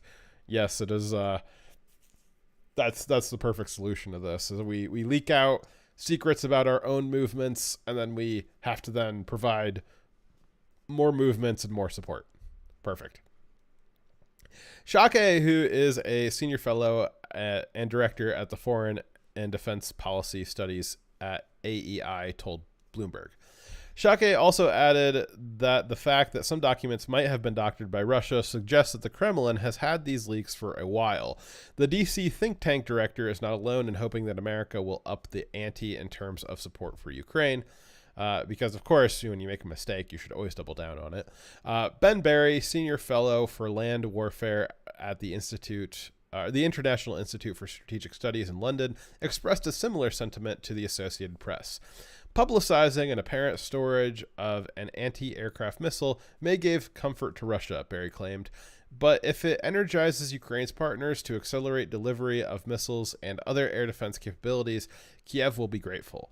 The bigger known unknown is the extent to which these leaks influence U.S. political support for Ukraine. And I think that the media narrative in the U.S., kind of the political fallout for this, has been the media is focusing on the leaker, not really the documents. And they're focusing on the leaker, trying to paint him as a far-right Nazi extremist, probably a furry, and saying that he's a gun nut, and making it, an issue about the right and why we need more gun control and all of these other things. It doesn't really seem that they're using the documents to craft that political narrative, though that probably remains to be seen. But the initial political fallout from this was obviously we need more censorship on the right, and we should probably be firing and dishonorably discharging anybody who's a conservative from the military. That was basically the initial political move in America for this. I don't know how this works in I don't know what the fallout for this would be in Europe, or what the support would be for this in Europe. That would probably be more interesting to see if Europe is more for or against based off these documents getting leaked. Let's see here. So Michael O'Hanlon from the Brookings Institute also told The Hill that in light of the information, the presumption should be that we may need to step up deliveries of possible funds too. So it sounds like everybody in government is like, oh, this is a really good reason why we should send more money and more aid immediately from the taxpayer. And the media is saying, well, this is more reason to censor conservatives and maybe arrest them too. So, I guess you either get to pay for it with your taxes, or they'll just put you in jail. That's basically the fallout from these leaks. Great. As noted in The Hill, the White House was reportedly not going to request any additional funding from Congress until the end of fiscal year 2023. Senate Republicans and Democrats are united in supporting the war, with many GOP senators believing that President Joe Biden has not gone far enough. Yet in the in the House of Representatives, Speaker Kevin McCarthy has stated for months that he will not support a blank check to President Volodymyr Zelensky. Well, that's what an honorable stand. We won't support a blank check, just a large check with lots of zeros. The media outlet also spoke with aides from both parties who spoke on the condition of anonymity, who also argued that the intelligence documents added pressure to D.C. to do more for Ukraine. It's not like the taxpayer can, add pressure. Yeah, everybody just paid your taxes, right? I hope you, I want one of those guns that they gave to the Ukrainians, because the U.S. gave like 1 million AR-15s to the Ukrainian civilians so they could go defend their country. I want one of those. I paid for them. I would love to get a Ukrainian AR-15. That'd be cool.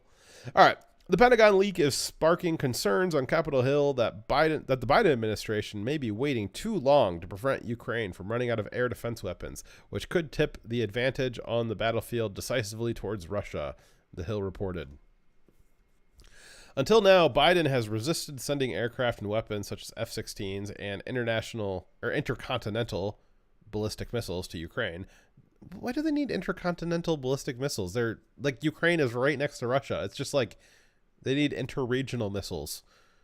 All right. Despite bipartisan demands. Oh, man.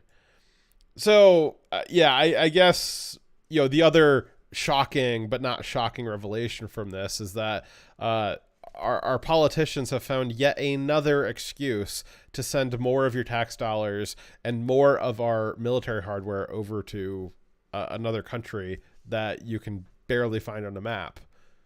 I guess that's a shocking revelation from these papers. Not really. So in that case, it is easy to see how the public release of the alleged classified documents could have been done purposefully, which I don't think this was done on purpose. I think that's too conspiratorial for me. To push for more funding for the war. It certainly has united the think tanks towards that end, which means pro-war politicians who depend on those organizations for policy-making guidance will likely soon follow in their warmongering path. That raises another question. Did the deep state leak the classified documents on purpose to ramp up Ukrainian aid? Again, I don't think that that's what happened. I don't think that this kid was like selected, that they like either they got him to do it, like they talked to him and said, hey, we're going to do this whole thing and we're going to pretend to come arrest you and you're going to leak these documents and all this stuff. I don't think that's what happened. And I don't think that some like NSA agent like found the perfect 21-year-old Air National Guardsman and was like, oh, he's perfectly susceptible that if we put this thing in the trash on, the third floor while it's raining on a Wednesday night, that he's going to like pick it out and put it on his Discord server. And that's exactly what we wanted him to do. I don't think that happened either. I do think that this leak was accidental. I think that that guy probably acted alone. And I don't think the deep state had anything to do with this, though that doesn't mean they're not going to capitalize on it. So, you got to remember the way the deep state and the Democrats and spending your money works is it's not about engineering crises. It's about taking advantage of a crisis. Now, sometimes they do engineer crises, but generally they're just taking advantage of crises that are likely to happen.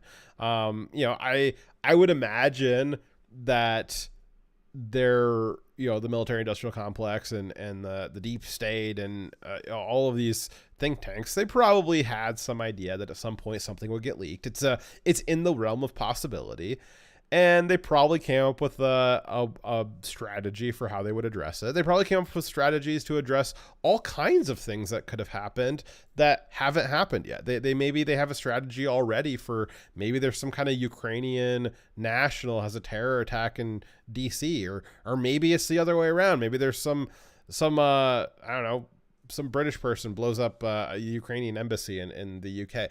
They probably have strategies in place already for how to make the most political hay out of any number of things that might happen, even if they never did happen. So I bet you there was probably some people who thought about 7 months ago, well, how would we make the most of a leak of Ukrainian statistics? How could we get more money over to Ukraine? How could we spend more in the war machine? How could we get more political power out of all of this if somebody were to leak these documents? And then they came up with a plan, and then they just put it on the shelf next to 100 other plans that may or may not ever happen. And then this happened, and they're like, all right, go get the binder. They got the binder, and they said, okay, this will be the narrative. This is how we will make the most of this quote unquote crisis of these classified documents getting leaked.